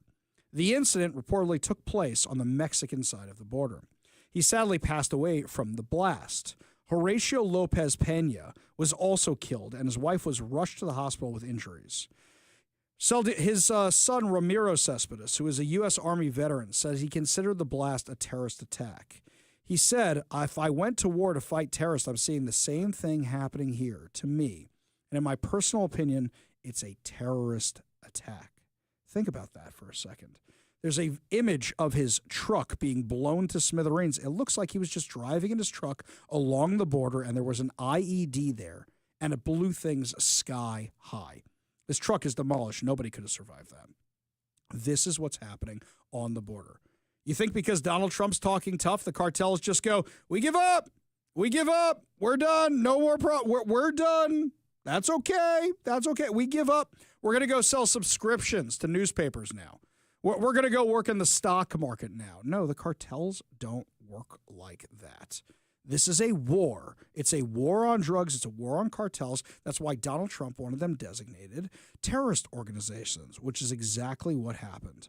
Leaving IEDs where you know people drive. And if you think to yourself the cartels aren't organized, they are. Thanks for closing those windows for me, Mike. The sun was coming through. But here's the thing. The Daily Wire went down to the border, and there were drones following them around while they were down there. And people like Ben Shapiro were asking, wait, are those U.S. Border Patrol drones, assuming they're ours? I said, no, they don't know who you are. That's a cartel drone that's checking you out right now, which is beyond horrifying. The cartels were in charge of our borders. What, you think we're just going to get them back overnight? No. According to Fox News, President Trump's Department of Agriculture announced on Tuesday it is taking steps to ensure that illegal immigrants in the United States are not eligible for food stamp benefits. Because here's something else. You have to stop incentivizing illegal border crossings. You have to stop incentivizing illegals to stay here. Quote, U.S. Secretary of Agriculture Brooke L. Rawlings today told the Food and Nutrition Services that the U.S. Department of Agriculture should immediately clarify and enforce all rules restricting its beneficiaries to U.S. citizens and legal residents only. The press release adds that the directive enforces Trump's executive order from February 19th aimed at ensuring taxpayer resources are not used to incentivize or support illegal immigration. Agriculture Secretary Rawlings said in a statement the days in which taxpayer dollars are used to subsidize illegal immigration are over. Question, why were we doing that in the first place? We don't have enough people on food stamps that now we need to import people to put on food stamps? You know, there was something really great during the first Trump administration. There were a lot of things that were really great during the first Trump administration, but one of them was you had one of the lowest numbers of people on food stamps and welfare in decades. Because there were so many opportunities, because there was so much growth, because there were so many jobs. That's something we should aspire to again. The reason the Democrats want to keep everybody on food stamps is because then they figure that the people who are on food stamps, who are on welfare, who are on those social programs, will keep voting for Democrats to maintain those programs. It's basically glorified bribery is what it is. says that today's directive affirms that the U.S. Department of Agriculture will follow the law full stop. Food stamp fraud has been an issue that Republicans have been warning about, including Senator Joni Ernst, who recently debuted a bill designed to tackle overpayments in the Supplemental Nutrition Assistance Program, otherwise known as SNAP or food stamps. Bureaucratic blunders are leaving billions of dollars on the table as Americans are starved to keep up with the ever-growing $36 trillion debt. SNAP plays an essential role in helping feed families. That's why we need to strengthen its integrity by holding states accountable for growing error rates, implementing a zero-tolerance policy, and snapping back overpayments. Now, by the way, here's something I never got about food stamps, and I have friends who are on food stamps. I've seen people in the grocery store on food stamps. Here's what I don't get. Why are you allowed to buy absolute garbage on food stamps? Isn't that going to create health problems down the road, too? Why can you buy garbage on food stamps? It should be, where's Michelle Obama? Wasn't she the one who was going after the healthiness and the school lunches and everything else? Why are you allowed to buy things that are not essential to your nutrition on food stamps? Trump's border czar, Tom Hoffman, told Fox News last week that illegal immigrants are incentivized to come to the U.S. while they are reaping more in benefits than most Americans make in their salaries. He said it's a major driver how many welfare cards, food stamps, social services envelopes you see all around these homes. It's been going on for decades. Imagine you're an illegal immigrant who comes to the U.S. They will pay for you to go wherever you want. They will house you. They will shelter you. They will give you the food. They will give you stipends. They will give you gift cards. They will give you a phone. Why even get a job? They're incentivizing you to stay in this country illegally and living off the American taxpayer. And then there's a whole bunch of Democrats who are helping them out. Representative Pramila Jayapal, spokeswoman for Hamas, was out on the steps of the Capitol today, and she's really, really mad about ICE. Here's what she said. And their distractions. We can't let them deport the millions of families across this country who have been doing the work that keeps our economy going every day. We can't let them scapegoat and criminalize immigrants who contribute, who are our neighbors, our friends, our churchgoers, our community around us that we deeply love. Immigrants are us. Immigrants are us, and we all deserve respect and dignity. If you look at the food that's on your table, think about who picked it. If you look at your home... Haven't heard Democrats that mad since we got rid of slavery. But her talking about who goes to our churches, when was the last time a Democrat cared about religion? Really? Spare me. Give me a break. They're trying to make it seem like they're all innocent people. And earlier in the show today, we read out the most recent arrests and deportations of all the people we've been kicking out, including the ones from Seattle, who are guilty of raping kids, who are guilty of murder, who are guilty of assault, who are guilty of DUIs, who have been deported multiple times, who are guilty of drug trafficking, drug manufacturing. That's who Pramila Jayapal wants to keep in Washington state. Oh, she wasn't done yet, my friends. Trump's mass deportation plans are not only going to devastate and separate families like Liserios and so many others all over again, they're going to hurt our economy. They're going to drive up the prices of food for average Americans. They're going to drive up the cost of construction. It's going to cost more than $1.5 trillion to actually deport everybody in this country. And on top of that, it's going to cost our economies over $5 trillion over a decade in higher prices, in all the things that immigrants provide to our country. Wow, Pramila Jayapal is concerned about the economy? I never heard her say a thing about inflation, not at all. In fact, let's go back and check the record. Did she ever mention inflation before? Oh, of course not. But I'm sure she spoke out when the Democrats were like blowing out the doors on spending, right? Hang on. Let's go to the files here. What do we got here? I see. So no, it's just selective outrage. That's what's going on. Now you care about the budget? Didn't you vote for the Inflation Reduction Act, which blew the spending out the walls? Give me a break. Spare me your nonsense. Really? Meanwhile, Ted Cruz has had enough of this craziness. Chairman of the Senate Commerce Committee is subpoenaing the Massachusetts Port Authority for documents requested last year related to the sheltering of illegal immigrants in Boston Logan International Airport, calling the practice reckless and offensive. By the way, they weren't the only ones doing this. They were doing the same thing at O'Hare Airport in Chicago. Ted Cruz said he intends to subpoena for Massport for documents Republicans on the committee requested last year about the use of the facilities to allow the illegal immigrants to shelter at the airport. By the way, this is crazy. Democrats say, sure, just warehouse them at the airport.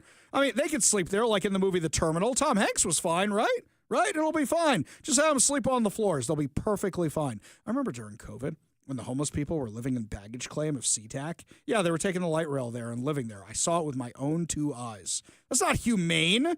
That's a Democrat's definition of humane. Ted Cruz said Donald Trump put a stop to Biden's open border policy, but a full investigation of the scandal is vital to both prevent its future reemergence and hold accountable those complicit in Biden's lawless immigration orders.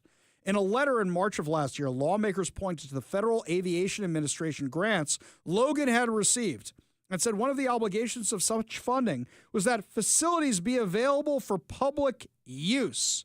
They argued that the use of the facilities to house illegal immigrants violated that condition. Illegal immigrants were camped out at the airport on a daily basis on the floors of Terminal E at the airport at the height of the border crisis, which quickly saw illegal immigrants travel to sanctuary cities that limit cooperation with ICE. Governor Maura Healey said in January of 2024, frankly, what we've seen at Logan has been the situation and why I said months ago we are reaching capacity here. You're housing people in an airport? Hey, even Canada was housing people at the hotels at the airport. But no, instead you're housing them at the airport. That is the Democrats' definition of compassion. The next time they say you don't have compassion and you just want to get rid of all these homeless people, you say you want them sleeping on the streets. Don't call me names. That's your thing. In July, they were banned from using the airport as a shelter and instead were offered taxpayer-funded accommodation elsewhere. Oh, that makes it so much better, by the way. As of July 9, 2024, there was a policy change announced by the state that illegal immigrant families can no longer stay overnight at Logan, and no families have stayed at Logan since then. The fact that you were doing it is insane. I remember, not this year, but last year when I went to Turning Point USA. I flew in on Saturday night. The program had started on Friday night, so I was a day late, and I'm going through the airport late Saturday night. And I remember as I'm going through the Phoenix airport, seeing illegal immigrants sleeping everywhere. They were all over that airport. How did I know they were illegal immigrants? They didn't have any stuff with them. You know what they did have, though? They had these little manila envelopes that were carrying all their travel documentation. I saw at the TSA lines, I saw with my own 2 eyes, Biden's lines just for illegal immigrants. You had pre-check, you had clear, you had general screening, and then the illegal immigrants go here, undocumented migrants. All you had to do was show them the papers, but you could have lied about your identity and gotten on board an airplane. It's a miracle we weren't hit with a terrorist attack.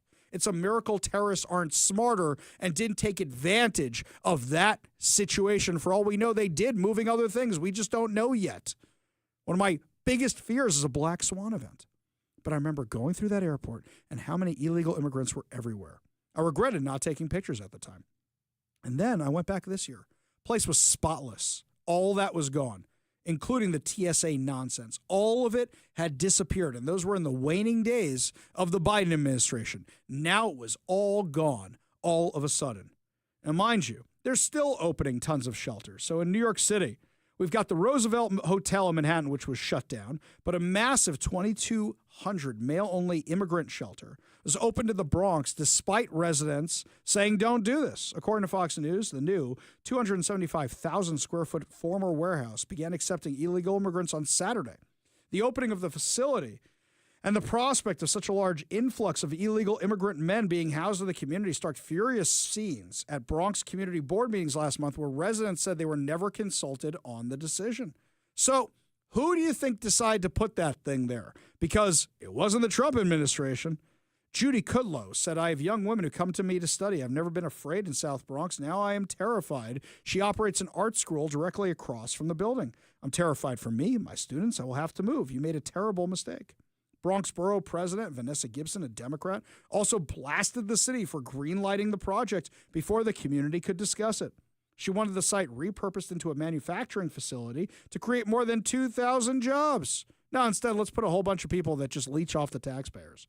One community board member said that residents felt like their community was being treated as a dumping ground, as did Democratic Congressman Richie Torres. Wait a minute, Richie, Bubby, Wasn't your buddy Andrew Cuomo one of the people who supported this nonsense? Just checking. Several protests have also taken place outside the facility in last-ditch attempts to prevent it from opening, but they appear to be in vain. Fox News Digital reached out to the mayor's office for confirmation of the shelter's opening, but did not receive a response. Many of the illegal immigrants will be transferred to the Bronx shelter from the sprawling illegal immigrant tent shelter in Randall's Island, according to the New York Post. The opening of the Bronx shelters comes as Adams' office said Monday there are currently fewer than 45,000 illegal immigrants in the city's care, down from a high of 69,000 in January of 2024. New York City taxpayers have forked out billions of dollars to pay for hosting more than 232,000 people who have arrived in New York City seeking city services since 2022. Because what happens? An illegal immigrant, they say, where do you want to go? I want to go to New York City. Okay, here's the plane to New York City, go. On top of that, you've also got people like Greg Abbott going, well, we don't want you here in Texas. Let's go to these sanctuary cities. Let's send everybody to New York. By the way, President Trump should really thank Greg Abbott for winning him the election and putting the border issue first and foremost in front of people's minds. If he hadn't started using the buses to ship people all over the place, so many of these blue cities would have remained blue cities, because it's easy to say you're a sanctuary city when you're not actually dealing with anything. For example, remember when Ron DeSantis sent all those illegal immigrants up to Martha's Vineyard? They got them out of there with the quickness, as Mike would say. Get them out of there as fast as possible. What was it, 24 hours? And they put them on a bus going somewhere else? Oh, that's the compassion. Oh, we're a sanctuary city. We take in everybody. Quick, get on the bus, you brown person. That's what they were basically doing out there in Martha's Vineyard. Not basically, that's exactly what they did out there in Martha's Vineyard. It's real easy to be a sanctuary city and state when your resources aren't overflowing, or when you don't have taxpayers that are willing to foot the bill. Here in Washington, we got dumb taxpayers who keep voting to tax themselves again and again and again, which is why Bob Ferguson and Nick Brown think they can keep doing this. Why Pramila Jayapal thinks she can keep doing this? Because the voters haven't said, no, we've had enough yet. Instead, they're Kevin Bacon in Animal House. Thank you, sir, may I have another? Thank you, sir, may I have another? That's what's going to happen here. Really easy right now. I've been saying for a while, they should just be loading those illegal immigrants and shipping them up here to Seattle. I'm wondering if Greg Abbott may have given up the chance to do that. That would have been kind of fun to watch. I don't want the city to be destroyed. I don't want to make it sound like that's what's going to happen, but how else will the city learn its lesson? I thought that Seattle and Washington would learn its lesson after the autonomous zone. Nope. Thought they'd learn after 975 days of emergency powers. Nope. I thought they learned when the homeless situation just keeps getting worse, the more money they pour into it. Nope. Let's give them a whole bunch more. Question is, what's it going to take for Washington to finally turn the course on some of these bad policies? I want to know what you think. Let me know what you think will be the final straw that breaks the camel's back here in Seattle, here in Washington. 206-421-5757 for calls or text. 206-421-5757. Lots more to discuss as the show continues, my friends. When we come back, local crime stories you may not have noticed and some weird things happening in the news. But first, Todd Herman's Daily Thoughtcast right now on The Ari Hoffman Show.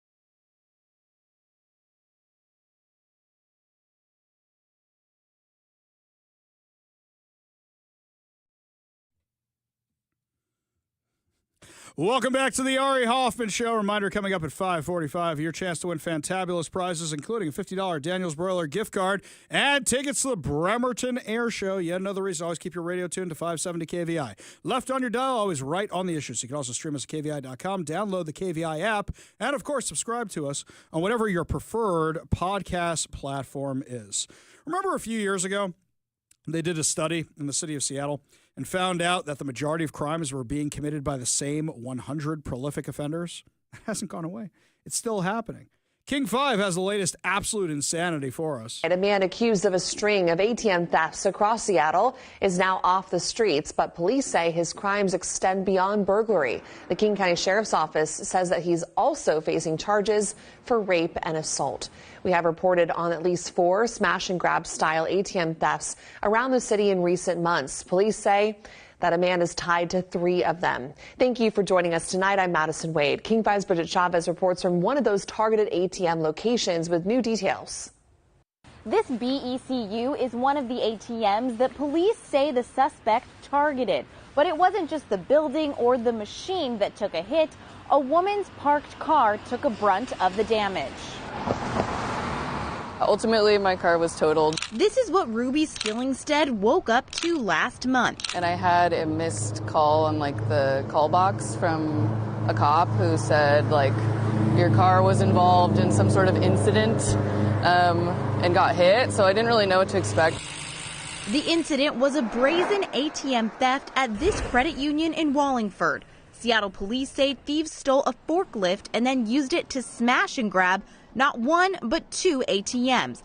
But they only got away with 1. To be honest, at first I found it kind of amusing maybe, because I was like, that's just such a bizarre scenario to have your car bashed in by an ATM. Nearly a month later, police have made an arrest. It was kind of the talk of the neighborhood because Wallingford is kind of a sleepy one. They believe the suspect is not only responsible for this crime, but 2 others, including a stolen ATM from a Wells Fargo in Magnolia and another in Greenwood. It's pretty crazy. I mean, I go to that ATM all the time, so that's...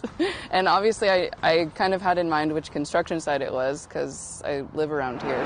But the suspect's alleged crimes don't stop there. He's also facing charges for rape, kidnapping, assault, and robbery in a case brought by the King County Sheriff's Office. That's quite scary to know. As for Skillingstead, she's still without a car. Lucky that I live close enough to my job that I can take the bus or bike, but it has been a transition trying to figure everything out without a car. The suspect remains in the King County Jail tonight. He's being held on a $2,250,000 bail. A charging decision is expected to come down on Monday. Reporting in Seattle, Bridget Chavez, King 5 News.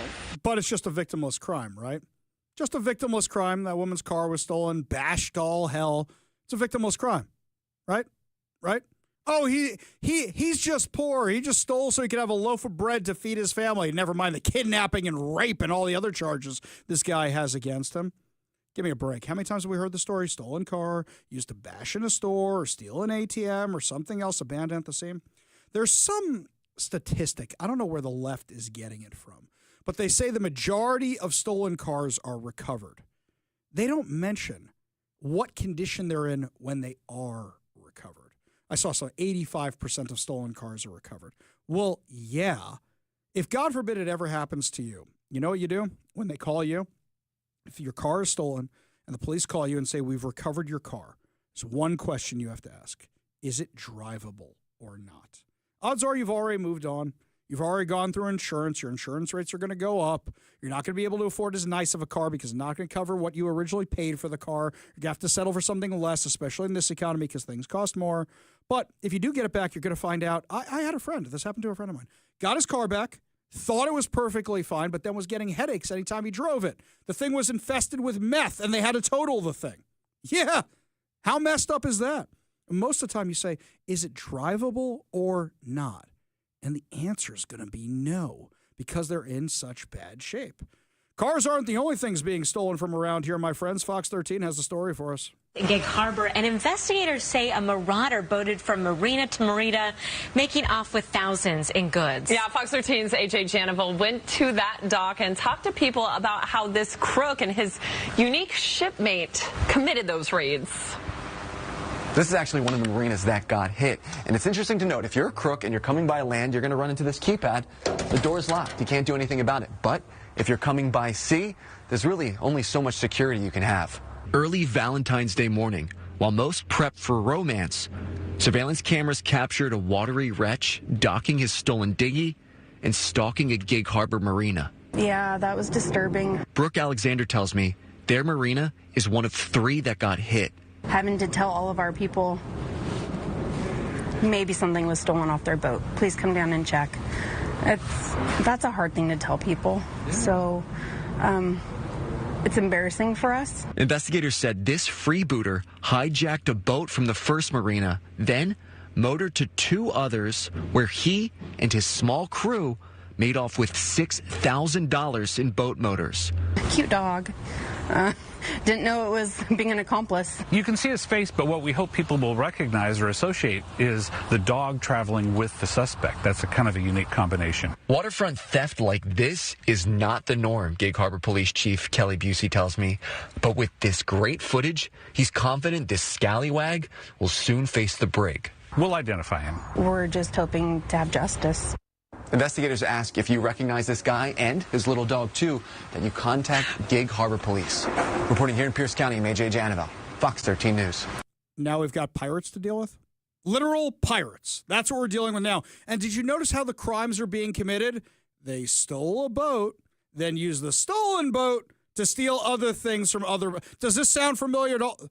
Captain, they've adapted. This is what we're looking at right here.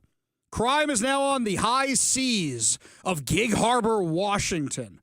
Wonderful. Fantastic. Just great. How much better can things get around here? We go to the Warrior Injury Law studio line, take a call from John in Lakewood. John, what's up, man? Yo, hey, Laurie.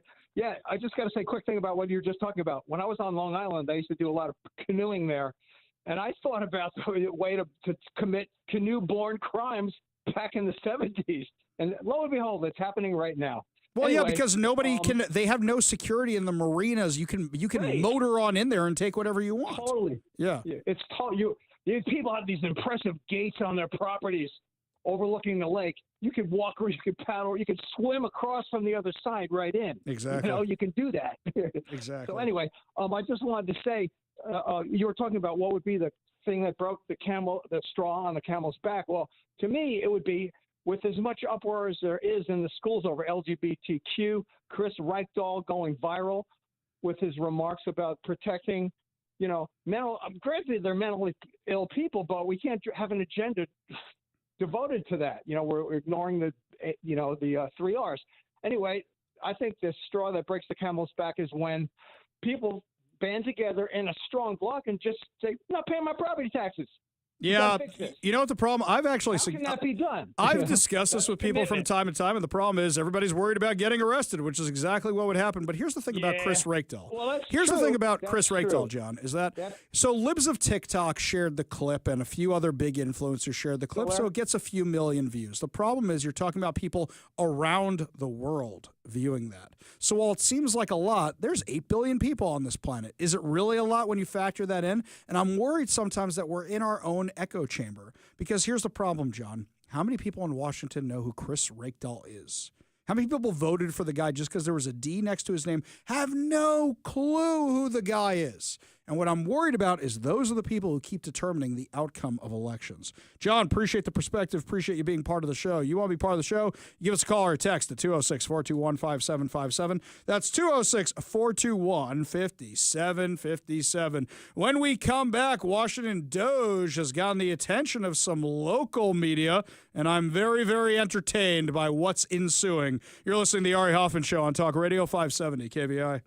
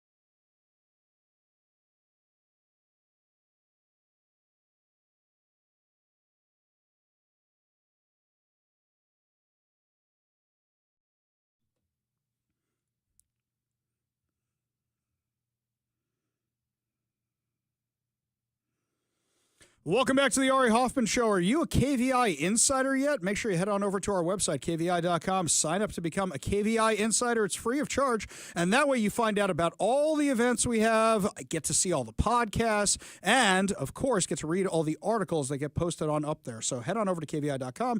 Sign up to become a KVI insider. When I was a kid, my father took me with him to a deposition one time. My father was a lawyer, and, it must have been a day where I didn't have school and he had work, and my mom said, just get the kids out of the house, so he took me with him.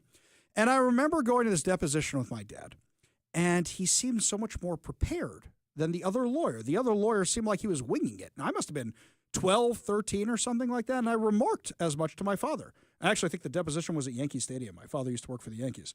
If you slipped and hit your head on a toilet, you got my dad. He wasn't doing player contracts, as cool as that would have been. Plus, we were big Mets fans. So what happens? I said to my dad, you seem so much more prepared than the guy. And he said, this is the lesson of always doing your homework. Always do your homework. Well, a reporter reached out to me from KUOW or NPR, one of the ones it's one of the NPR affiliates or two of the NPR affiliates, reaches out to me and wanted to ask me about Washington DOGE and my relationship to the Twitter account that's been posting all that stuff. And I explained that on the show one day I discussed how Washington needed its own DOGE, and a whole bunch of listeners reached out and started sending me stuff. And some people are more committed and do deeper dives into these things. And she said to me, where are you getting all this information from?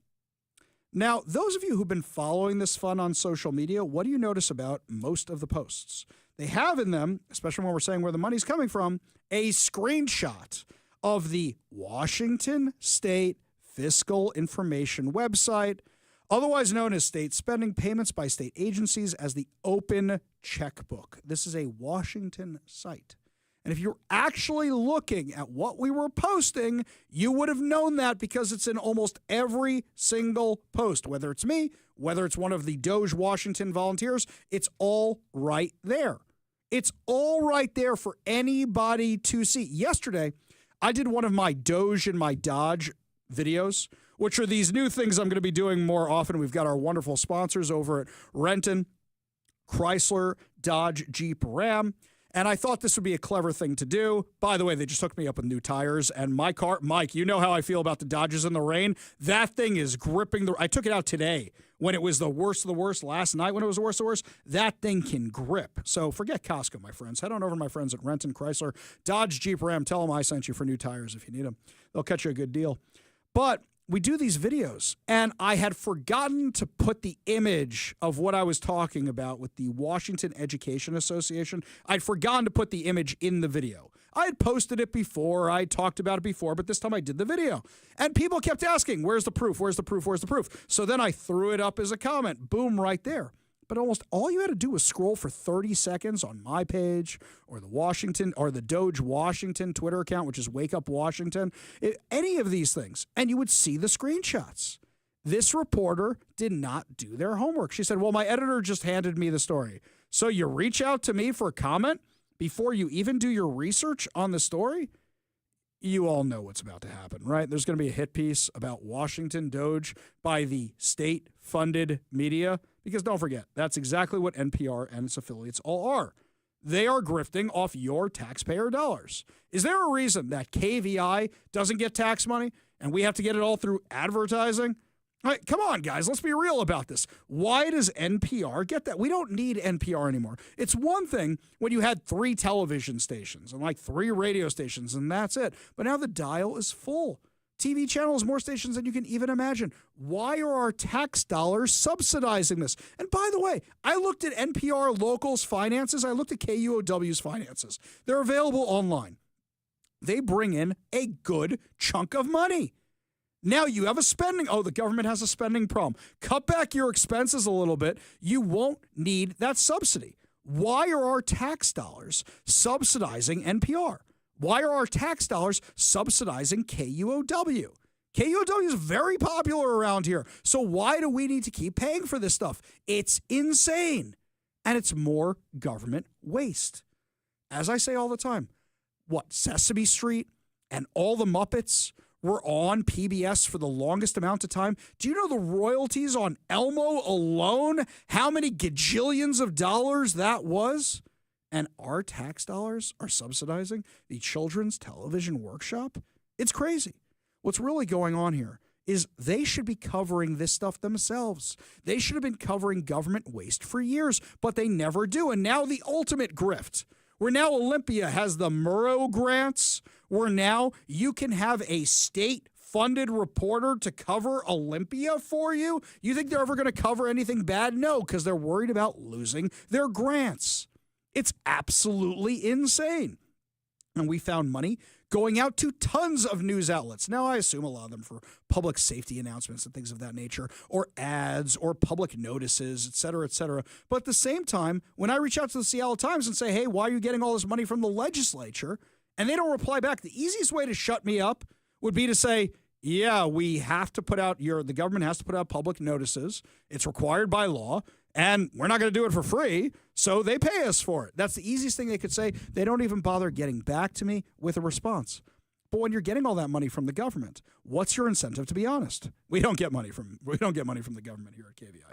But what's your incentive to be honest with that kind of stuff? And it really makes me question. This is why we have one of the many reasons why the media is dying here in Washington, because they never challenge anybody. So now the state-funded media is mad that I'm exposing what the state is spending money on, like the state-funded media. Can't wait for the hit piece. In fact, I'm actually looking forward to the hit piece. I'm sure we'll be talking about it tomorrow or whatever day this week the hit piece actually comes out. You know what it probably is? They're probably mad about all these things we've been discovering that they should have done. Or they're mad that we've discovered, just like National Doge has done, all the crazy stuff they've been spending money on this whole time when they have a $12 to $16 billion budget deficit. How come you guys weren't looking into the stuff? Aren't you guys the ones that are supposed to be holding government officials accountable? How come you guys weren't looking into any of this? Only good news to wrap up the show. Your good news giveaway, your good news headlines, your chance to win a $50 gift card, plus so much more. You're listening to the Ari Hoffman Show on Talk Radio 570 KVI.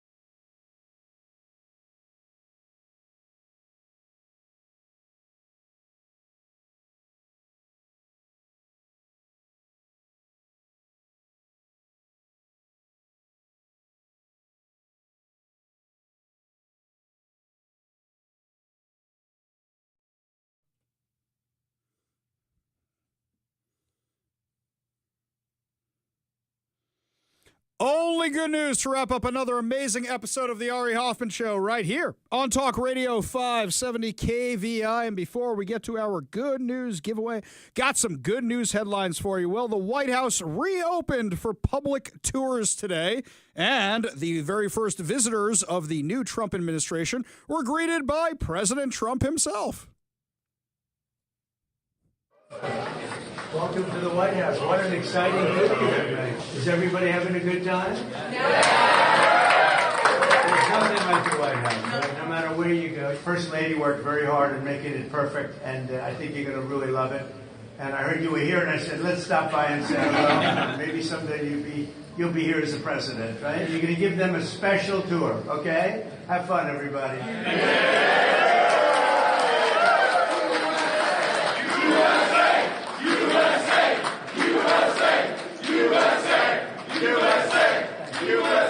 I will say, if you haven't been on the White House tour, save it until you can go during the Christmas holiday season. It is magnificent. It is beautiful. No matter who the president is, no matter who the first lady is, look, I'm Jewish and I love the Christmas season at the White House. It's magnificent. Now, tours of the White House are free, like most things in Washington, D.C., but you actually have to ask your congressperson so you can get a tour of the White House. Don't worry if they're Democrats and you're a Republican. There are little pieces of their website where you can apply on the pages of their website to get a tour of the White House. It's a pretty standard thing. So even I could ask Adam Smith or Pramila Jayapal or whoever it is to get me a tour of the White House. That's what they do. It's just subject to availability. You got to do it way, way, way in advance. But if you haven't taken a tour of the People's House, I recommend you do it. Fascinating history. You don't get to see the Oval Office or anything like that. But at the same time, it's a gorgeous building. It's magnificent. It's fun to see. Tons of history, like most things in Washington, D.C. In fact, the only thing I think in Washington, D.C. is worth paying for, Smithsonian's free. Most of the things you want to see are free. But the only thing worth paying for is the Spy Museum. Spy Museum is pretty awesome, by the way. I love the Spy Museum. When I was there, they had an exhibit of all the James Bond cars, which was pretty awesome. They all had the DB-8, which was sitting right there with all the stuff coming out of it from Goldfinger. It was awesome. The Spy Museum, totally worth it. They had this part of it, I don't know if it's still there, but they had this exhibit where you climb through air conditioning vents to spy and place bugs all over the place for kids. And I'm like, wow, this is like the Die Hard Museum, too. This place is awesome. So, yeah, Washington, D.C., if you could take the White House tour, definitely do it. Odds are you're not going to run into the president, but the White House tour is definitely something worth doing. Something locally worth doing, Chateau Ste. Michelle has released their summer concert series. You want to make fun of me for a minute? How you know I'm from New York? I had no idea this place existed. Last year, I was trying to explain to Mike and Kevin, yeah, we went to this place. I forget what it's called, but they have a whole bunch of wine, and they got a concert stage. They're like, Chateau Ste. Michelle has been there forever. It's pretty cool. Now, mind you, when you're married to a Jewish girl and she brings out this massive picnic basket, and then when you go with a bunch of Jewish friends and they all bring out these massive picnic baskets, my God, the amount of food we had was insane. We actually went to see a Pink Floyd cover band. I'm not the biggest fan of Pink Floyd, but had a great time. They got a lot of people coming out to the concert series. It's available on their website right now. You can check it out. James Taylor's coming. Beach Boys are coming. Peter Frampton's still alive. I didn't even know he was coming. Earth, Wind, and Fire, the Bare Naked Ladies. There's a lot of good stuff coming out to Chateau Ste. Michelle, so check out their complete calendar of events. You can see what's going on locally this summer. Before I forget, your chance to win fantabulous prizes.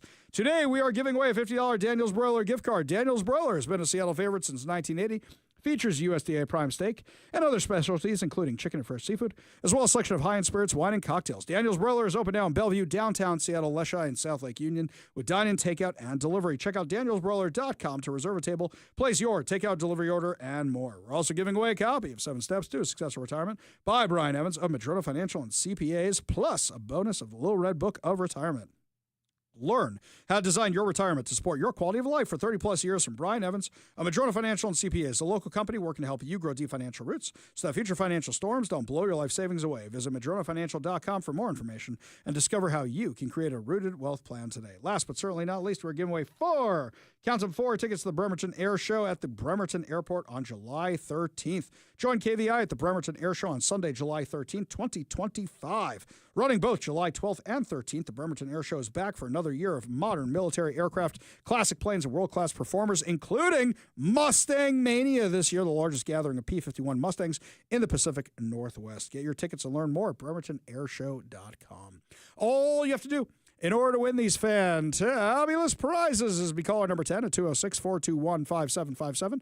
That's 206-421-5757. Caller number 10 will win $50 Daniel's Broiler gift card, a copy of 7 Steps to a Successful Retirement, and a bonus of the Little Red Book of Retirement by Brian Evans of Madrona Financial and CPAs, and count them 4 tickets to the Bremerton Air Show on July 12th and 13th. Phone lines are open now. Give Mike a call for your chance to win at 206-421-5757. That's 206-421-5757. Well, my friends, that's going to about do it for us today, but fear not, we will be back tomorrow with more insane stories, more exciting guests, and, of course, more giveaways. You've been listening to The Ari Hoffman Show on Talk Radio 570 KVI.